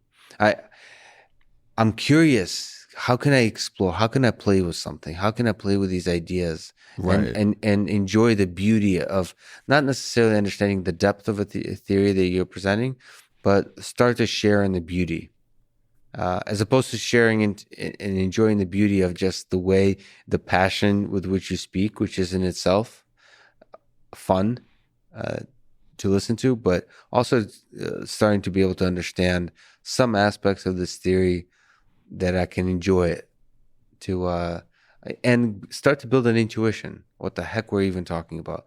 Because you're basically saying we need to throw a lot of our ideas of views of the universe out, and I'm trying to find accessible ways in Okay. along, not in this conversation. No, I appreciate that. So one of the things that I've done is I've picked on one paragraph from Edward Whitten, Mm-hmm. and I've said this is the paragraph. If I could only take one paragraph with me, this is the one I'd take. And it's almost all in prose, not in equations. And he says, look, this is our knowledge of the universe at its deepest level. And he was writing this during the 1980s. And he has three separate points that constitute our deepest knowledge. And those 3 points refer to equations. One to the Einstein field equation, one to the Dirac equation, and one to the Yang-Mills-Maxwell equation. Now, one thing I would do is take a look at that paragraph and say, okay, what do these 3 lines mean? Like, it's a finite amount of verbiage. You can write down every word that you don't know. Beautiful. And you can say, what do I think? Done. Now, young man, Yes. there's a beautiful wall in Stony Brook, New York, built by someone who I know you will interview, named Jim Simons.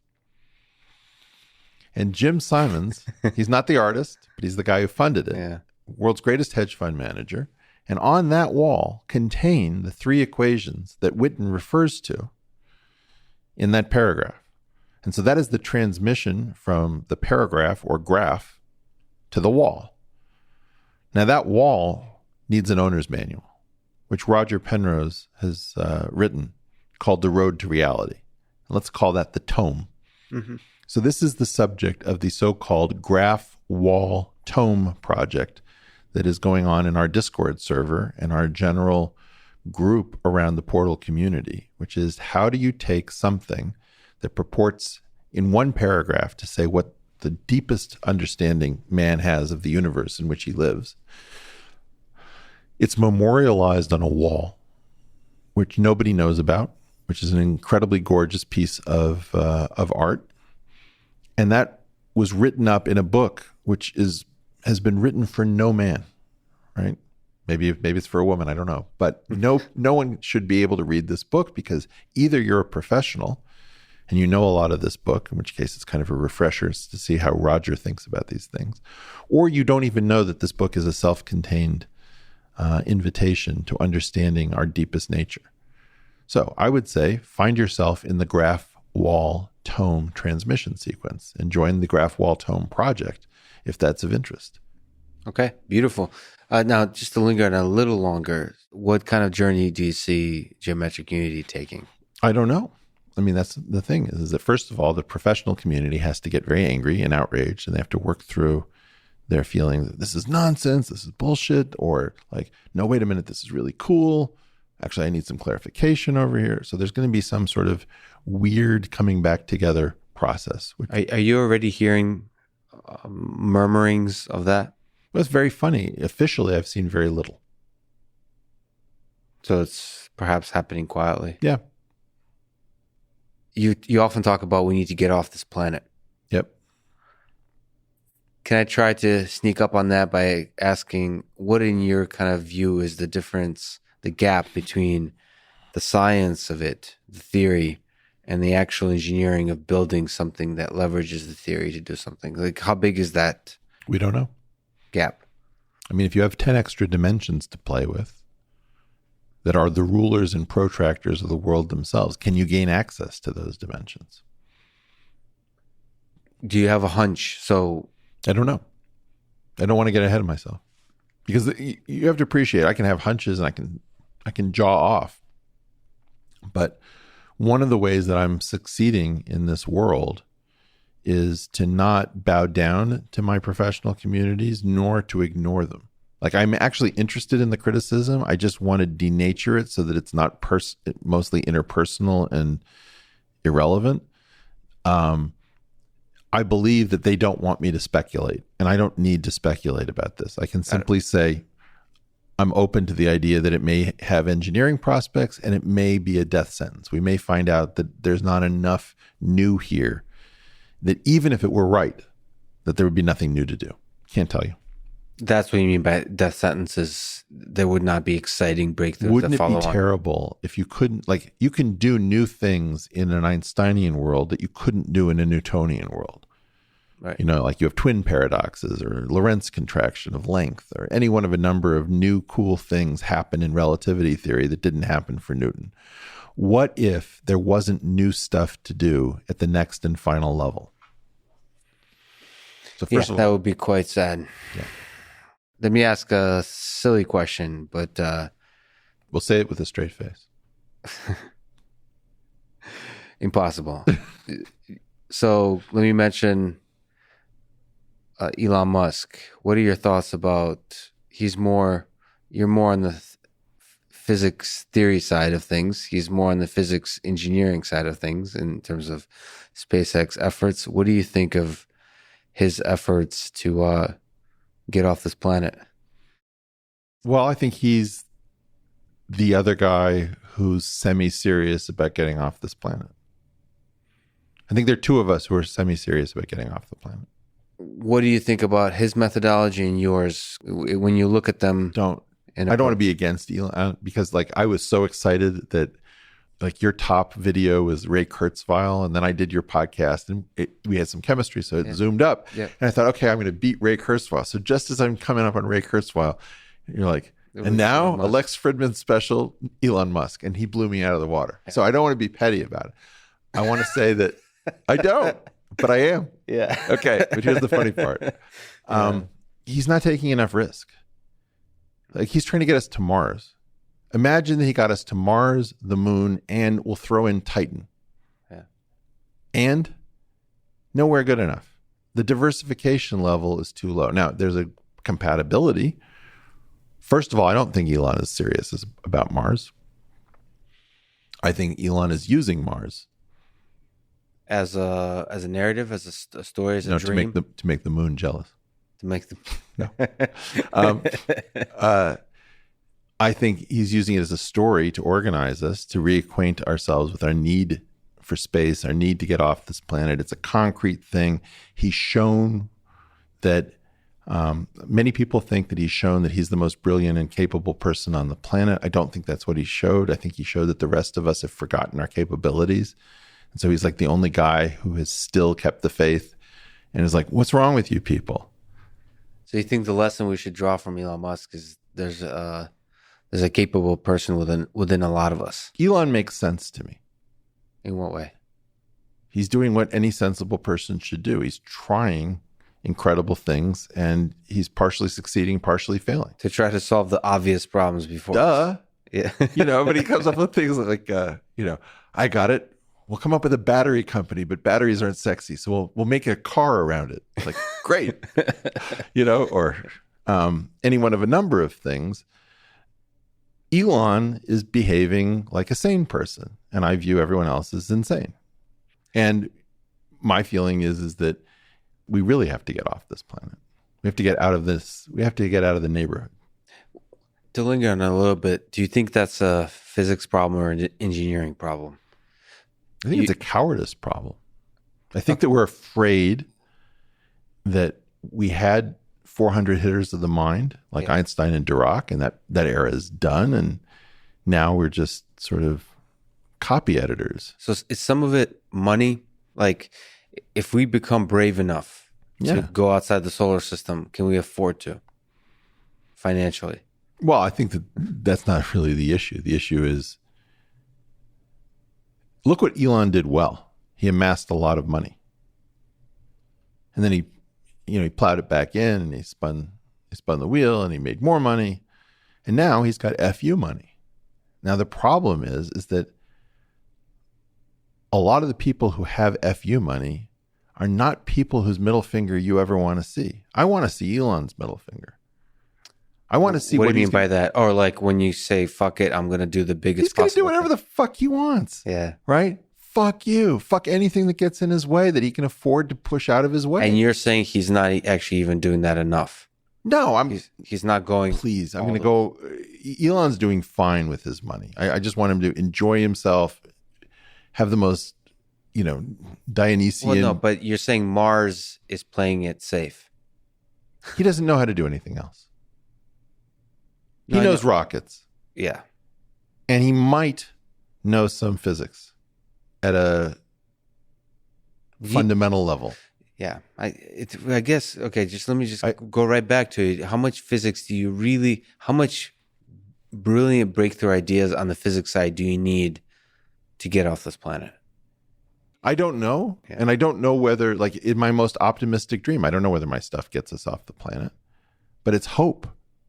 It's hope that there's a more fundamental theory that we can access, that we don't need, whose elegance and beauty will suggest that this is probably the way the universe goes. Like you have to say this weird thing, which is this I believe.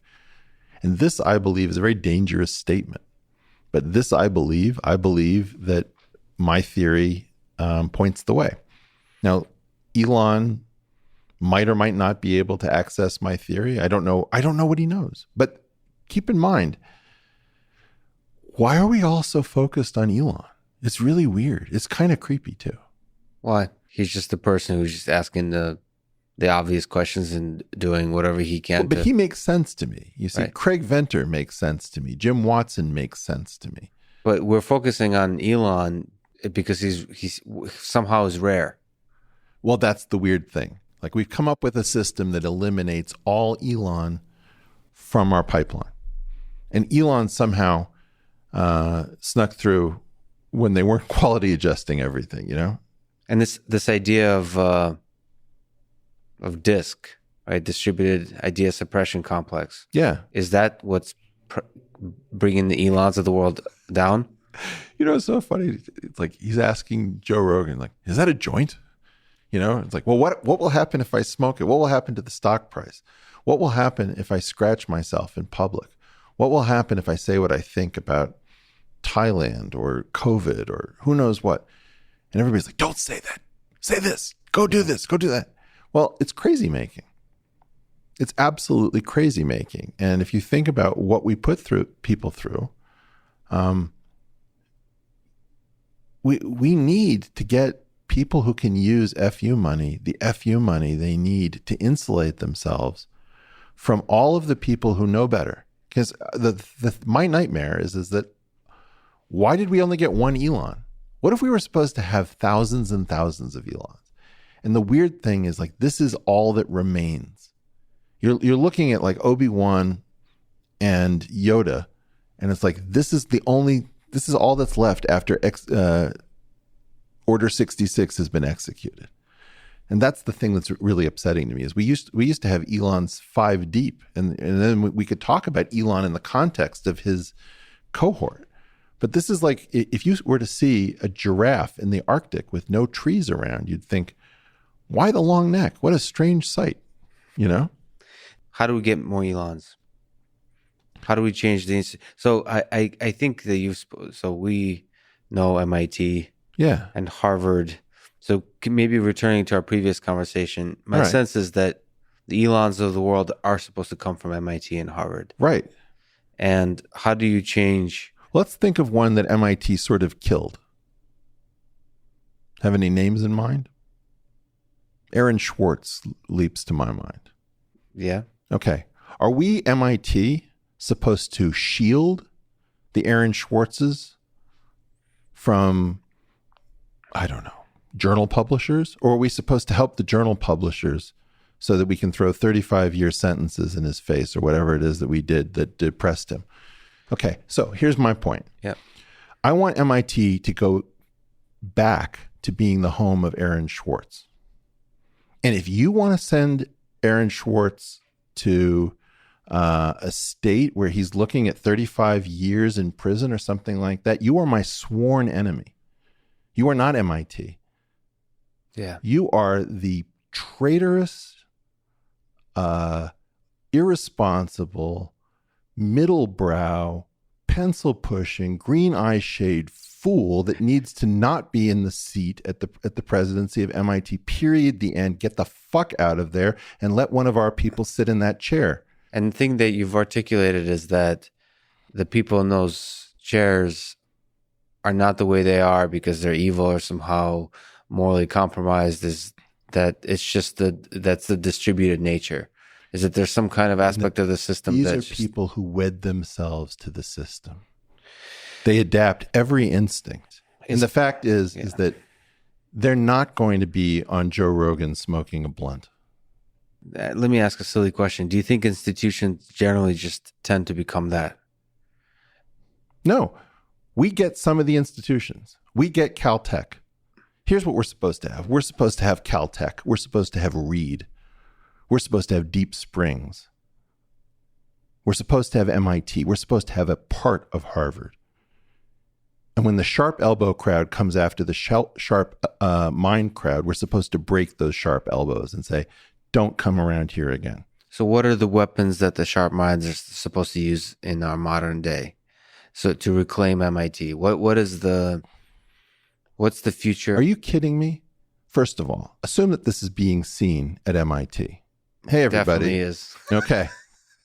Hey, everybody. Try to remember who you are. You're the guys who put the police car on top of the Great Dome. You guys came up with the great breast of knowledge. You created a Tetris game in the Green Building. Now, what is your problem? They killed one of your own. You should make their life a living hell. You should be the ones who keep the memory of Aaron Swartz alive and all of those hackers and all of those mutants. You know, it's like, it's either our place or it isn't. And if we have to throw 12 more pianos off of the roof, right? If Harold Edgerton was taking those photographs, with slow-mo back in the 40s, if Noam Chomsky is on your faculty, what the hell is wrong with you kids? You are the most creative and insightful people, and you can't figure out how to defend Aaron Swartz? That's on you guys. So some of that is giving more power to the young, like you said, to the brave, to the bold. Taking power from the feeble and the middle brow. Yeah, but what is the mechanism? To me, I don't know. You have some 9-volt batteries? No, you have some copper wire? I tend to. Do you have a capacitor? I tend to believe you have to create an alternative and make the alternative so much better that it makes MIT obsolete unless they change. And that's what forces change. So as opposed to somehow... Okay, so use projection mapping. What's projection mapping? Where you take some complicated edifice and you map all of its planes, and then you actually project some unbelievable graphics, reskinning a building, let's say, at night. That's right, yeah. Okay, so you want to do some graffiti art with light? You basically want to hack the system. No, I'm saying, look, listen to me, Len. Yeah. We're smarter than they are. And you know what they say? They say things like, I think we need some geeks. Get me 2 PhDs. Right. You treat PhDs like that, that's a bad move. Yeah, because PhDs are capable. And we act like our job is to peel grapes for our betters. Yeah, that's a strange thing. And you speak about it very eloquently. It's how we treat basically the greatest minds in the world, which is like at their prime, which is PhD students. Like that, we pay them nothing. I'm done with it. Yeah. Right? We got to take what's ours. So take back MIT. Become ungovernable. Become ungovernable. And by the way, when you become ungovernable, don't do it by throwing food. Don't do it by pouring salt on the lawn like a jerk. Do it through brilliance, because what you, Caltech and MIT can do, and maybe Rensselaer Polytechnic or Worcester Polytech, I don't know, Lehigh. God damn it, what's wrong with you technical people? You act like you're a servant class. It's unclear to me how you reclaim it, except with brilliance, like you said. But to me, that the way you reclaim it with brilliance is to go outside the system. Aaron Schwartz came from the Elon Musk class. What you guys going to do about it? Right? The super capable people need to flex, need to be individual. They need to stop giving away all their power to, a zeitgeist or a community or this or that. You're not indoor cats. You're outdoor cats. Go be outdoor cats. Do you think we're going to see this kind of change? You were the one asking me, before, like, what about the World War II generation? Right. What I'm trying to say is that there's a technical revolt coming. You want to talk about things. But I'm trying to lead it, right? I'm trying to see. No, you're not trying to lead it. I'm trying to get a blueprint here. All right, Lex. Yeah. How angry are you about our country pretending that you and I can't actually do technical subjects so that they need an army of kids coming in from 4 countries in Asia? It's not about the 4 countries in Asia. It's not about those kids. It's about lying about us, that we don't care enough about science and technology, that we're incapable of it, as if we don't have Chinese and Russians and Koreans and Croatians. Like, we've got everybody here. The only reason you're looking outside is that you want to hire cheap people from the family business because you don't want to pass the family business on. And you know what? You didn't really build the family business. It's not yours to decide. You, the boomers, and you, the silent generation, you did your bit, but you also fouled a lot of stuff up. And you're custodians. You are caretakers. You were supposed to hand something. What you did instead was to gorge yourself on cheap foreign labor, which you then held up as being much more brilliant than your own children, which was never true. See, but I'm trying to understand how we create a better system without anger, without revolution.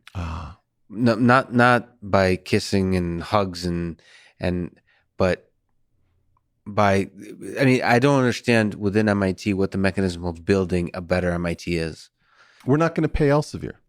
Aaron Schwartz was right. JSTOR is an abomination. But why? Who within MIT, who within institutions is going to do that when, just like you said, the people who are running the show are more senior?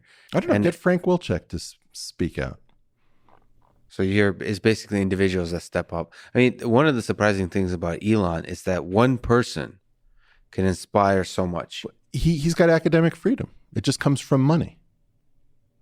I don't agree with that. That you think money? Okay, so yes, certainly. Sorry, and testicles. Yes, right? But I think that testicles is more important than money, right? Or guts. I think I do agree with you. You speak about this a lot, that because the money in the academic institutions has been so constrained that people are misbehaving in horrible ways. Yes, but I don't think that if we reverse that and give a huge amount of money, people will all of a sudden behave well. I think it also takes guts. No, you need to give people security. Security, yes. Like, you need to know that you have a job on Monday, when on Friday you say, I'm not so sure I really love diversity and inclusion. And somebody's like, wait, what? You didn't love diversity? We had a statement on diversity and you wouldn't sign? Are you against the inclusion part, or are you against diversity? Do you just not like people like you? You're like, actually, that has nothing to do with anything. You're making this into something that it isn't. I don't want to sign your goddamn stupid statement, and get out of my lab, right? Get out of my lab. It all begins from the middle finger. Get out of my lab. The administrators need to find other work. Yeah. Listen, I agree with you, and I hope to seek your advice and wisdom as we change this, because I'd love to see. I will visit you in prison if that's what you're asking. I think prison is great. You get a lot of reading done and good working out. Well, let me ask something I brought up before is the Nietzsche quote of, beware that when fighting monsters, you yourself do not become a monster. For when you gaze long into the abyss gazes into you.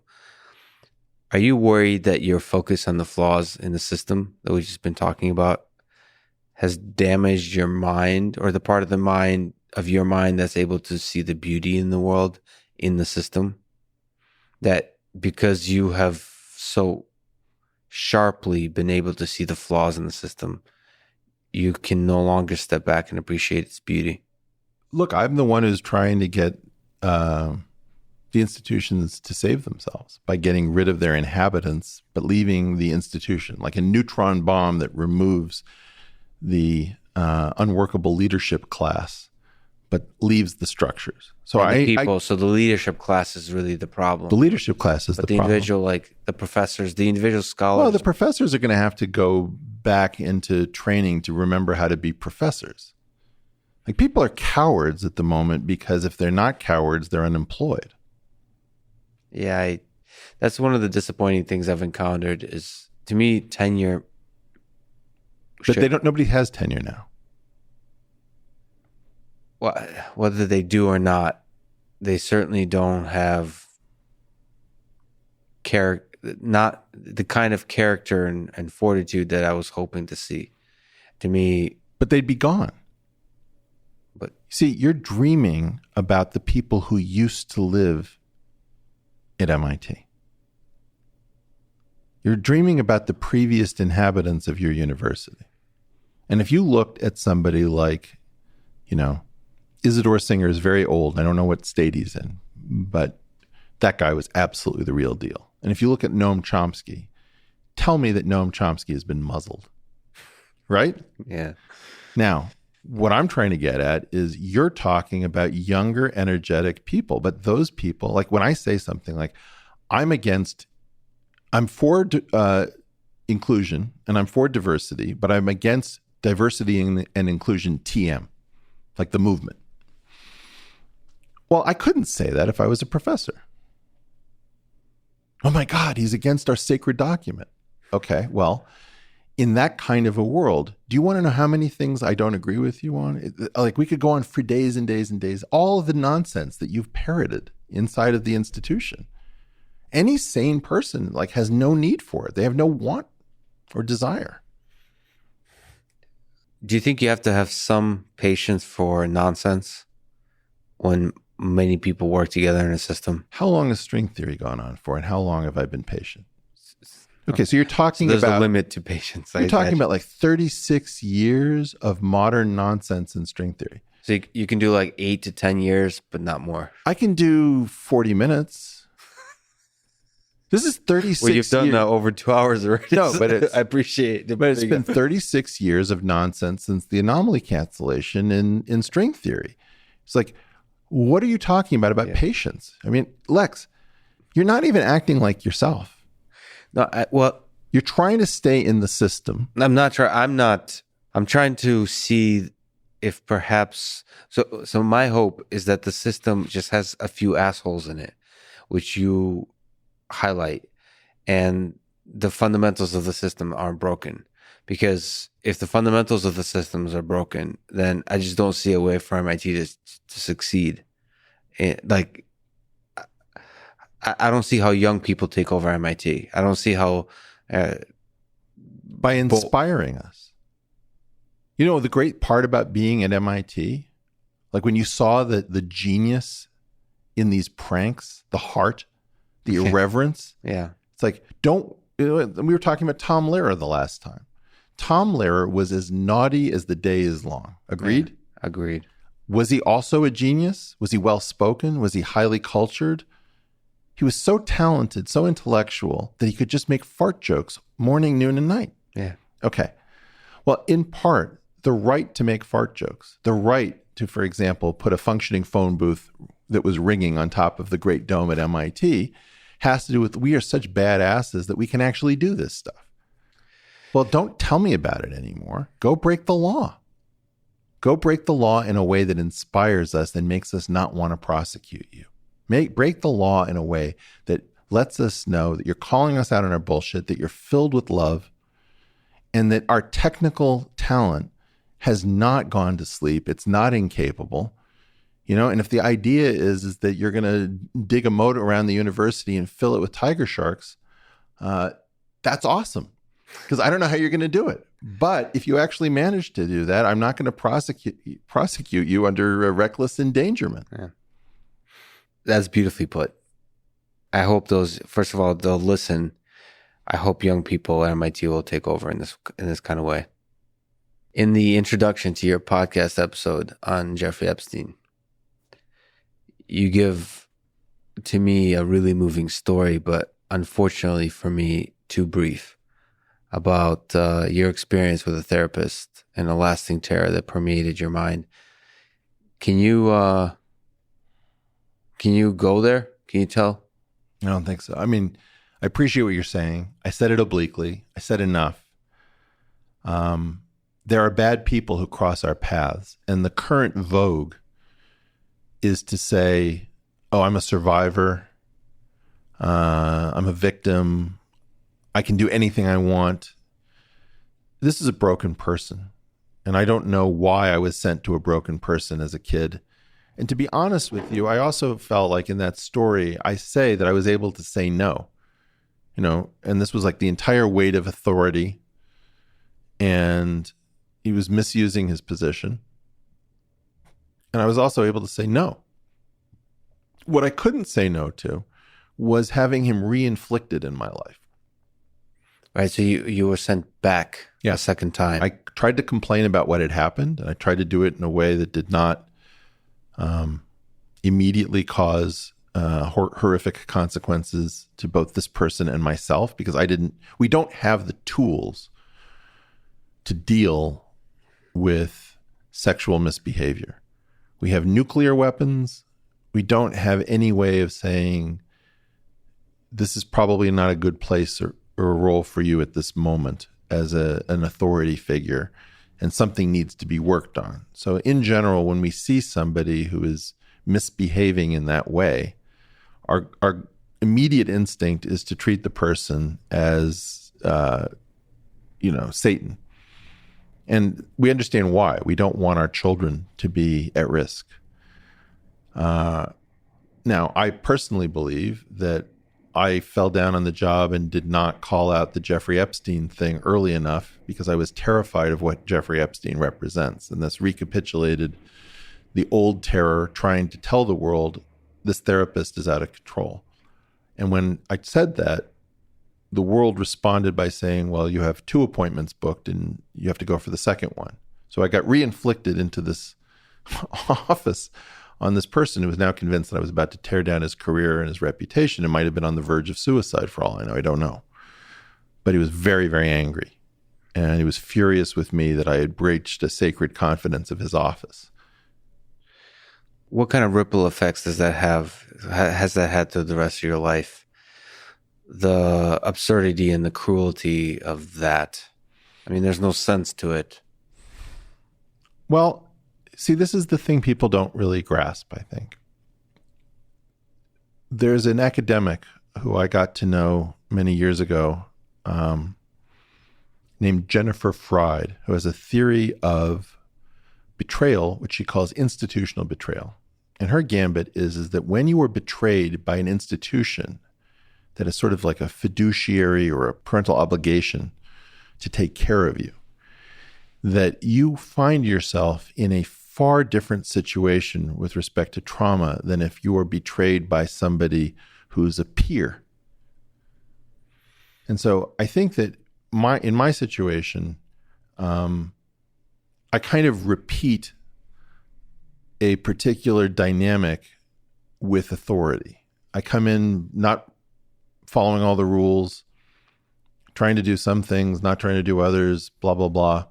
And then I get into a weird relationship with authority. And so I have more experience with what I would call institutional betrayal. Now, the funny part about it is that when you don't have masks or PPE in a influenza-like pandemic and you're missing ICU beds and ventilators, that is ubiquitous institutional betrayal.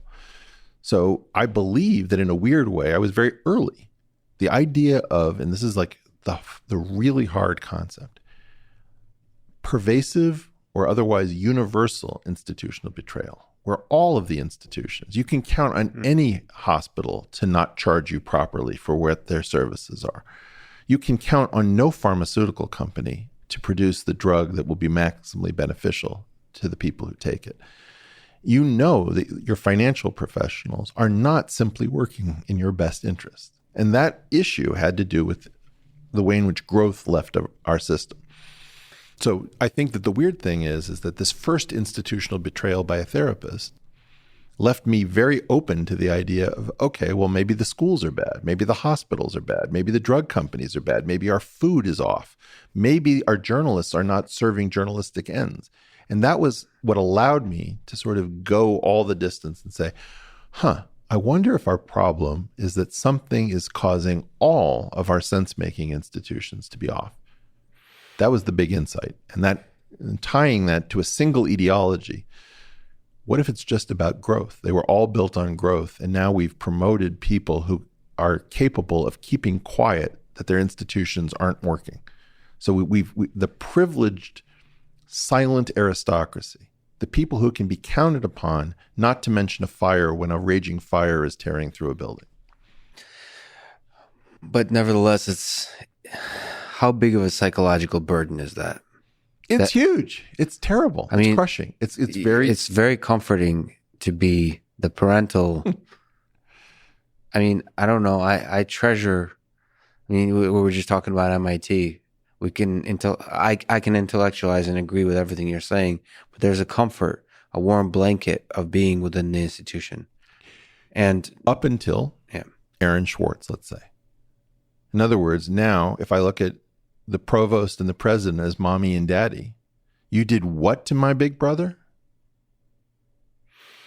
You did what to our family? Yeah. You sold us out in which way? What secrets left for China? You hired which workforce? You did what to my wages? You took this portion of my grant for what purpose? You just stole my retirement through a fringe rate. What did you do? But can you still, the thing is about this view you have is it often turns out to be sadly correct. Well, this is the thing. Let me just, in this silly, hopeful thing, do you still have hope in institutions? Can you, within your psychologically? Yes. I'm referring not intellectually, because you have to carry this burden. Can you still have a hope, like within you, when you sit home alone, and as opposed to seeing the darkness within these institutions, seeing a hope? Well, but this is the thing. I want to confront, not for the purpose of a dust-up.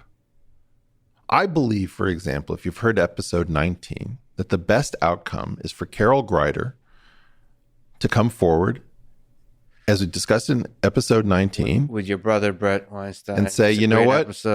I screwed up. He did call. He did suggest the experiment. I didn't understand that it was his theory that was producing it. Maybe I was slow to grasp it. But my bad. And I don't want to pay for this bad choice on my part, let's say. For the rest of my career, I want to own up, and I want to help make sure that we do what's right with what's left. And that's one little case within the institution that you would like to see made. I would like to see MIT very clearly come out and say, Margot O'Toole was right when she said David Baltimore's lab here produced some stuff that was not reproducible with Teresa Minishikari's research. I want to see the courageous people. I would like to see the Aaron Schwartz wing of the computer science department. Let's think about it. Yeah. Wouldn't that be great if they said, an injustice was done and we're gonna right that wrong just as if this was Alan Turing? Which I don't think they've righted that wrong. Well, then let's have the Turing-Schwartz wing. The Turing-Schwartz. They're starting a new college of computing. It wouldn't be wonderful to call it the Turing-Schwartz? I would like to have the Madame Wu wing of the physics department, and I'd love to have the Emmy Noether statue in front of the math department. You want to get excited about actual diversity and inclusion?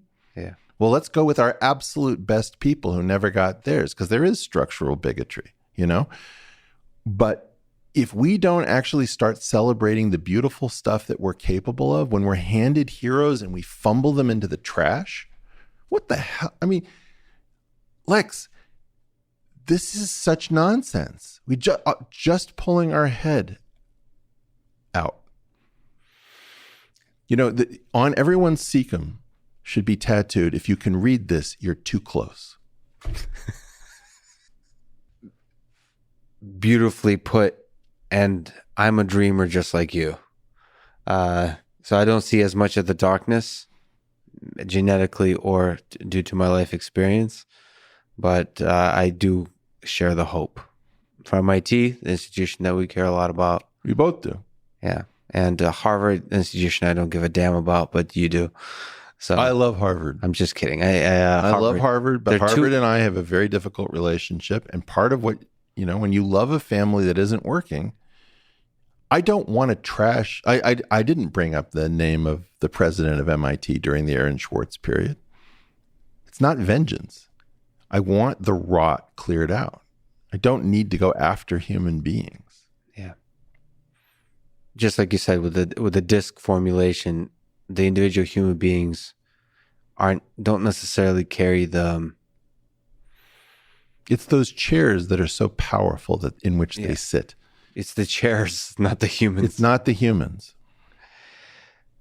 Without naming names, can you tell the story of your struggle during your time at Harvard? Maybe in a way that tells the bigger story of the struggle of young, bright minds that are trying to come up with big, bold ideas within the institutions that we're talking about. You can start. I mean, in part, it starts with coffee with a couple of Croatians in the math department at MIT. And we used to talk about music and dance and math and physics and love and all this kind of stuff as Eastern Europeans love to, and I ate it up. And my friend Gordana, who was an instructor in the MIT math department when I was a graduate student at Harvard, said to me, and I'm probably going to do a bad version of her accent. But here we go. Eric, will I see you tomorrow at the secret seminar? And I said, what secret seminar? Eric, don't joke. I said, I'm not used to this style of humor, Gordon. She says, Eric, the secret seminar that your advisor is running. I said, what are you talking about? Ha, ha, ha. Your advisor is running a secret seminar on this aspect. I think it was like the Chern-Simons invariant. I'm not sure what the topic was again, but she gave me the room number and the time, and she was like not cracking a smile. I've never known her to make this kind of a joke. And I thought this was crazy. And I was trying to have an advisor. I didn't want an advisor, but people said you have to have one. So I took one. And I went to this room at like 15 minutes early, and there was not a soul inside it. And it was outside of the math department. And it was still in the same building, the Science Center at Harvard. And I sat there and I let 5 minutes go by. I let 7 minutes go by, 10 minutes go by. There was nobody. I thought, okay, so this was all an elaborate joke. And then like 3 minutes to the hour, this graduate student walks in and like sees me and does a double take. And then I start to see the professors in geometry and topology start to file in. And everybody's like very disconcerted that I'm in this room. And finally, the person who was supposed to be my advisor walks in to the seminar and sees me and goes white as a ghost. And I realized that the secret seminar is true, that the department is conducting a secret seminar on the exact topic that I'm interested in, not telling me about it, and that these are the reindeer games that the Rudolphs of the department are not invited to. And so then I realized, okay, I did not understand it. There's a parallel department. And that became the beginning of an incredible odyssey, in which I came to understand that the game that I had been sold about publication, about blind refereeing, about openness and scientific transmission of information was all a lie. I came to understand that at the very top, there's a second system that's about closed meetings and private communications and agreements about citation and publication that the rest of us don't understand. And that in large measure, that is the thing that I won't submit to. And so when you ask me questions like, well, why wouldn't you feel good about, talking to your critics? Or why wouldn't you feel? The answer is, oh, you don't know. Like if you stay in a nice hotel, you don't realize that there's an entire second structure inside of that hotel where like there's usually a workers' cafe in a resort complex that isn't available to the people who are staying in the hotel. And then there are private hallways inside the same hotel that are parallel structures. So that's what I found, which was, in essence, just the way you can stay hotels your whole life and not realize that inside of every hotel is a second structure that you're not supposed to see as the guest. There is a second structure inside of academics that behaves totally differently with respect to how people get dinged, how people get their grants taken away, how this person comes to have that thing named after them. And by pretending that we're not running a parallel structure, I have no patience for that anymore. So I got a chance to see how hardball is really played at Harvard. And I'm now eager to play hardball back with the same people who played hardball with me. Let me ask two questions on this. So one, do you think it's possible? So I call those people assholes. That's the technical term. Do you think it's possible that that's just not the entire system, but a part of the system? Sort of that you can navigate, you can swim in the waters and find the groups of people who do aspire to. The guy who rescued my PhD was one of the people who filed in to the secret seminar. Right, but are there people who are outside of this? Right, is he an asshole? Well, yes, it was a bad. No, but I'm trying to make this point, which is this isn't my failure to correctly map these people. It's yours. Well, you have a simplification that isn't going to work. I think, asshole is the wrong term. I would say lacking of character. And what would you have had these people do? Why did they do this? Why have a secret seminar? I don't understand the exact dynamics of a secret seminar, but I think the right thing to do is to see individuals like you. There might be a reason to have a secret seminar, but they should detect that an individual like you, a brilliant mind who's thinking about certain ideas, could be damaged by this. I don't think that they see it that way. The idea is we're going to sneak food to the children we want to survive. Yeah, so that's highly problematic, and there should be people within that room. But I'm trying to say, this is the thing, the ball that is thrown but won't be caught. The problem is they know that most of their children won't survive. And they can't say that. I see. Sorry to interrupt. You mean that the fact that the whole system is underfunded, that they naturally have to pick favorites? They live in a world which reached steady state at some level, let's say, in the early 70s. And in that world, before that time, you have a professor like Norman Steenrod, and you'd have 20 children, that is graduate students, and all of them would go on to be professors, and all of them would want to have 20 children, right? So you start like taking higher and higher powers of 20, and you see that the system could not, it's not just about money, the system couldn't survive. So the way it's supposed to work now is that we should shut down the vast majority of PhD programs, and we should let the small number of truly top places populate mostly teaching and research departments that aren't PhD producing. We don't want to do that because we use PhD students as a labor force. So the whole thing has to do with growth, resources, dishonesty. And in that world, you see all of these adaptations to a ruthless world where the key question is, where are we going to bury this huge number of bodies of people who don't work out? So my problem was I wasn't interested in dying. So you clearly highlight that there's aspects of the system that are broken, but as an individual, is your role to exit the system or just acknowledge that it's a game and win it? My role is to survive and thrive in the public eye. In other words, when you have an escapee of the system, like yourself, such as, and that person says, I wasn't exactly finished. Let me show you a bunch of stuff.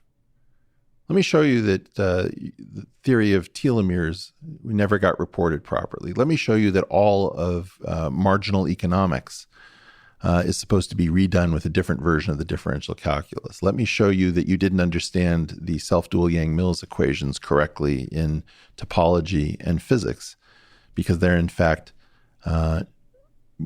much more broadly found, and it's only the mutations that happen in special dimensions. There are lots of things to say, but this particular group of people, like if you just take, where are all the Gen X and millennial university presidents? Right. Okay. They're all in a holding pattern. Yeah. Now, why in this story, was it of telomeres? Was it an older professor and a younger graduate student? It's this issue of what would be called interference competition. So, for example, orcas try to drown minke whales by covering their blowholes so that they suffocate because the needed resource is air. Okay, well, what do the universities do? They try to make sure that you can't be viable, that you need them, that you need their grants. You need to be zinged with overhead charges or fringe rates or all of the games that the locals love to play. Well, my point is, okay, what's the cost of this? How many people died as a result of these interference competition games? When you take somebody like Douglas Prasher, who did green fluorescent protein, and he drives a shuttle bus, right? Because his grant runs out and he has to give away all of his research, and all of that research gets a Nobel Prize, and he gets to drive a shuttle bus for $35,000 a year. What do you mean by died? You mean their career, their dreams, their passions? They're as an academic, Doug Prasher was dead for a long period of time. Okay, so as a person who's escaped the system, yeah, can't you at this, because you also have in your mind a powerful theory that may turn out to be useful, maybe not. Let's hope. Can't you also play the game enough, like with the children, so like publish? But also, if you told me that this would work, really what I want to do, you see, is I would love to revolutionize a field with an H index of 0. Like we have these proxies that count how many papers you've written, how cited are the papers you've written. All this is nonsense. That's interesting. Sorry, what do you mean by a field with an H index of 0? So a totally new field. H index counts somehow how many papers have you gotten that get so many citations. Yeah. Let's say H index undefined. Like for example, I don't have an advisor for my PhD, but I have to have an advisor as far as something called the Math Genealogy Project that tracks who advised whom down the line. So I am my own advisor, which sets up a loop, right? How many students do I have? An infinite number, or descendants. They don't want to have that story. So I have to have formal advisor Raoul Bott. And my Wikipedia entry, for example, says that I was advised by Raoul Bott, which is not true. So you get fit into a system that says, well, we have to know what your H index is. We have to know, where are you a professor if you want to apply for a grant? It makes all of these assumptions. What I'm trying to do is, in part, to show all of this is nonsense. This is proxy BS that came up in the institutional setting. And right now, it's important for those of us who are still vital, like Elon, It would be great to have Elon as a professor of physics and engineering, Yeah. right? It seems ridiculous to say, but Yeah, just as a shot in the arm. Yeah. You know, like, it'd be great to have Elon at Caltech, even one day a week. Yeah. One day a month. Okay, well, why can't we be in there? It's the same reason. Well, why can't you be on The View? Why can't you be on Bill Maher? We need to know what you're going to do before we take you on the show. Well, I don't want to tell you what I'm going to do. Do you think you need to be able to dance the dance a little bit? I can dance the dance fine. To be on The View. Oh, come on. So you can. Yeah, you do. I can do that fine. Here's where that's true. The place that it goes south is there's like a set of questions that get you into this more adversarial stuff. And you've in fact asked some of those more adversarial questions this setting. And they're not things that are necessarily aggressive, but they're things that are making assumptions. Right. Right. So when you have a question, it's like, Lex, are you avoiding your critics? It's just like, okay, well, why did you frame that way? Or the next question would be, it's like, do you think that you should have a special exemption and that you should have the right to break rules and everyone else should have to follow them? Like that question I find enervating. Yeah. It doesn't really come out of anything meaningful. It's just like we feel we're supposed to ask that of the other person to show that we're not captured by their madness. That's not the real question you want to ask me. If you want to get really excited about this, you want to ask, do you think this thing is right? Yeah, weirdly, I do. Do you think that it's going to be immediately seen to be right? I don't. I think it's gonna have an interesting fight and it's gonna have an interesting evolution. And well, what do you hope to do with it in non-physical terms? Gosh, I hope it revolutionizes our relationship with people outside of the institutional framework, and it reinflicts us into the institutional framework where we can do the most good to bring the institutions back to health. It's like these are positive, uplifting questions. Yeah. And if you had Frank Wilczek, you wouldn't say, Frank, let's be honest, you have done very little with your life after the original huge show that you used to break onto the physics scene. Like, we weirdly ask people different questions based upon how they sit down. Yeah, that's very strange, right? But you have to understand that. So here's the thing. I get these days a large number of emails from people with the equivalent of a theory of everything for AGI. Yeah. And I use my own radar, BS radar, to detect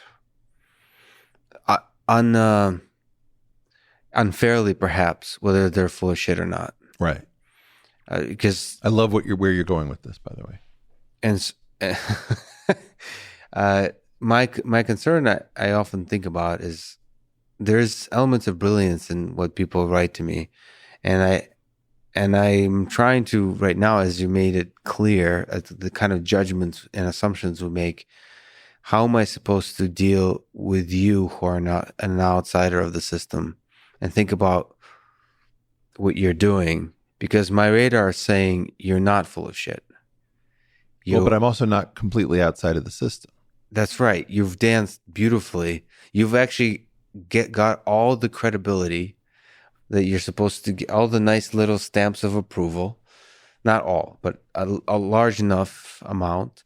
I mean, it's hard to put into words exactly why you sound, whether your theory turns out to be good or not, you sound like a special human being. I appreciate that, and thank you very much. In a good way, right? No. So, but what am I supposed to do with that flood of emails from AGI? Why do I sound different? I don't know. And I would like to systemize that. I don't know.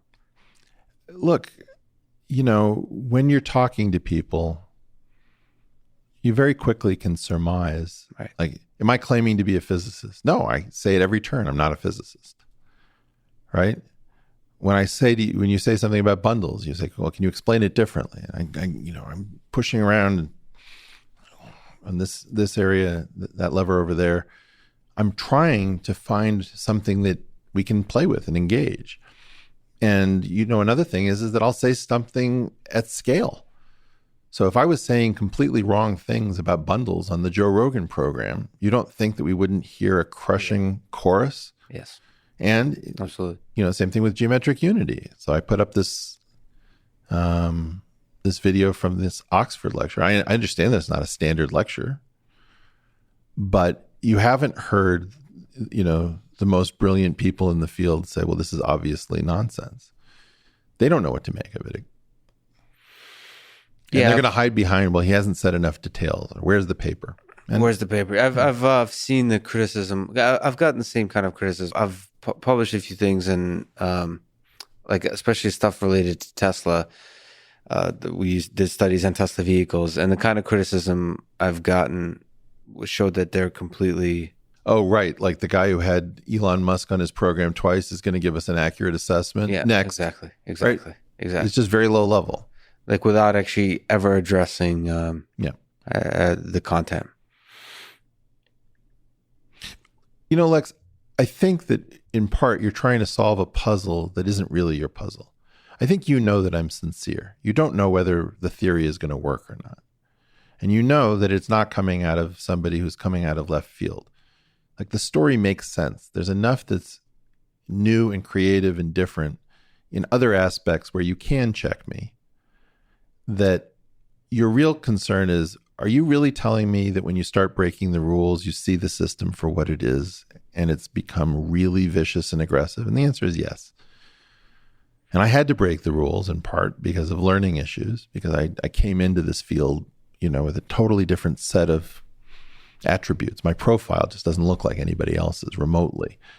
But as a result, what that did is it showed me, what is the system true to its own ideals, or does it just follow these weird procedures? And then when you take it off the rails, it behaves terribly. And that's really what my story, I think, does, is it just says, well, he completely takes the system into new territory where it's not expecting to have to deal with somebody with these confusing sets of attributes. And I think what he's telling us is he believes it behaves terribly. Now, if you take somebody with perfect standardized tests and, a winner of math competitions, and you put them in a PhD program, they're probably going to be okay. I'm not saying that the system, breaks down for everybody under all circumstances. I'm saying when you present the system with a novel situation, at the moment, it will almost certainly break down with probability approaching 100%. But to me, the painful and the tragic thing is sorry to bring out my motherly instinct, but it feels like it's too much. It could be too much of a burden to exist outside the system. Maybe, but psychologically. First of all, I've got a podcast that I kind of like. I've got amazing friends. I have a life which has more interesting people passing through it than I know what to do with. Yeah. And they haven't managed to kill me off yet. So far, so good.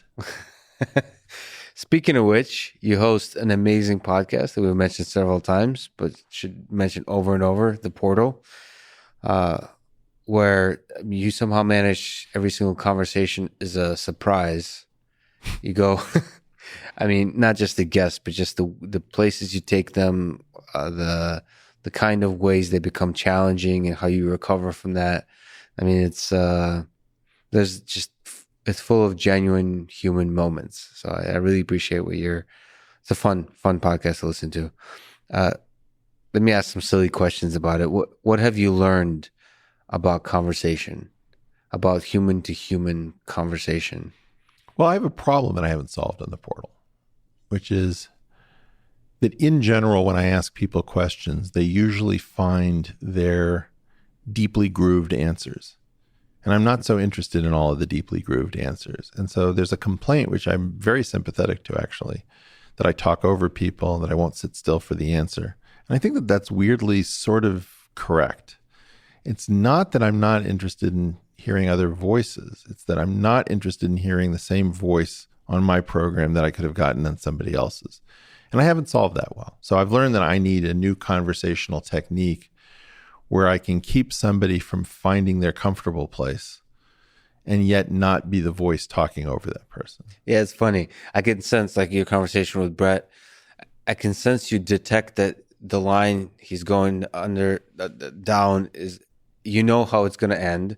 and you think it's a useless line, so you'll just stop it right there and you take them into the direction that you think it should go. But that requires interruption. Well, and it does so far. I haven't found a better way. I'm looking for a better way. It's not like I don't hear the problem. I do hear the problem. I haven't solved the problem. And on the bread episode, I was insufferable. It was very difficult to listen to. It was so overbearing. But on the other hand, I was right. It's like, It's funny. You keep saying that, but I didn't find it. Maybe because I heard brothers. Like I heard a big brother. yeah, it was pretty bad. Really? I think so. I didn't think it was bad at all. Well, a lot of people found it insufferable. Interesting. And I think it also has to do with the fact that this has become a frequent experience. I have several shows where somebody who I very much admire and think of as courageous, I'm talking with them, maybe we're friends, and they sit down on the show and they immediately become this fake person. Like 2 seconds in, they're sort of saying, well, I don't want to be too critical or too harsh. I don't want to name any names. I don't want to this. He's like, okay, I'm going to put my listeners through 3 hours of you being sweetness and light. Yeah. Like at least give me some reality, and then we can decide to shelve the show and never let it hear, the call of freedom in the bigger world. But I've seen you break out of that a few times. I've seen you be successful with it. I forgot the guest, but she was dressed with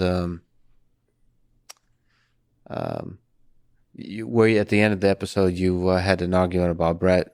I forgot. Oh, Agnes Collard. Yeah, Agnes Collard. Agnes Collard, the philosopher at the University of Chicago. Yeah, you've continuously broken out of her.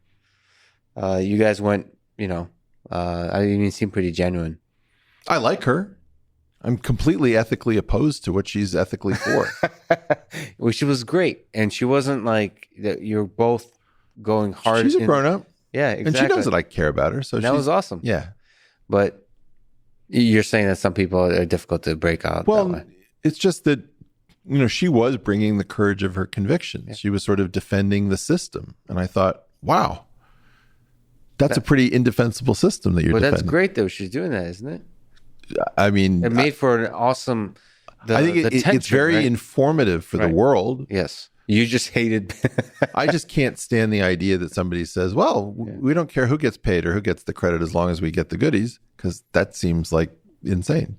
Have you ever been afraid leading into a conversation? Gary Kasparov. Really? By the way, I mean, I know I'm just a fan taking requests. But I started the beginning in Russian, and in fact, I used one word incorrectly.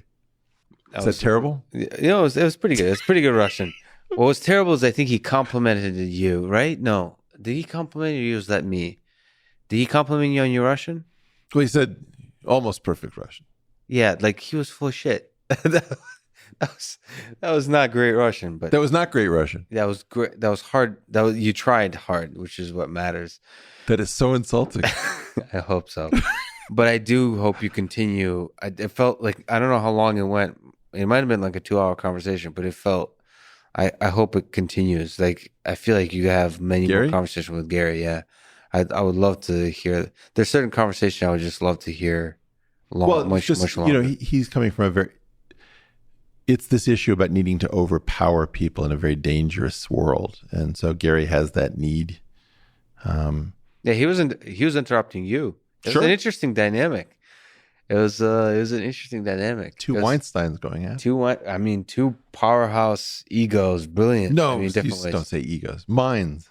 Spirits. Minds. You don't have an ego. You're the most humble person I know. Is that true? No, that's a complete lie. Do you think about your own mortality, death? Sure. Are you afraid of death? I released a theory during something that can kill older people. Sure. Oh, is there of course a little bit of a parallel there? Of course. I don't want it to die with me. What do you hope your legacy is? Oh, I hope my legacy is accurate. I'd like to write on my accomplishments rather than how my community decided to ding me while I was alive. That would be great. What about if it was significantly exaggerated? I don't want it. You want it to be accurate. I'm, I've got some pretty terrific stuff, and whether it works out or doesn't, that I would like it to reflect what I actually was. I'll settle for accurate. What would you say? What is the greatest element of Eric Weinstein's accomplishment in life in terms of being accurate? Like what are you most proud of? Trying. The idea that we were stalled out in the hardest field at the most difficult juncture, and that I didn't listen to that voice ever that said, stop. You're hurting yourself. You're hurting your family. You're hurting everybody. You're embarrassing yourself. You're screwing up. You can't do this. You're a failure. You're a fraud. Turn back. Save yourself. Like that voice, I didn't ultimately listen to it, and it was going for 35, 37 years. Very hard. And I hope you never listen to that voice. Well, that's why you're an inspiration. Thank you. I appreciate that. Eric, you're I'm just infinitely honored that you would spend time with me. You've been a mentor to me, almost a friend. I can't imagine a better person to talk to in this world. So thank you so much for talking today. I can't wait till we do it again. Lex, thanks for sticking with me, and thanks for being the most singular guy in the podcasting space. In terms of all of my interviews, I would say that the last one I did with you, many people feel was my best, and it was a non-conventional one. So whatever it is that you're bringing to the game, I think everyone's noticing, and keep at it. Thank you. Thanks for listening to this conversation with Eric Weinstein, and thank you to our presenting sponsor, Cash App. Please consider supporting the podcast by downloading Cash App and using code LEXPODCAST. If you enjoy this podcast, subscribe on YouTube, review it with 5 stars on Apple Podcasts, support it on Patreon, or simply connect with me on Twitter at Lex Friedman. And now, let me leave you with some words of wisdom from Eric Weinstein's first appearance on this podcast. Everything is great about war, except all the destruction. Thank you for listening, and hope to see you next time.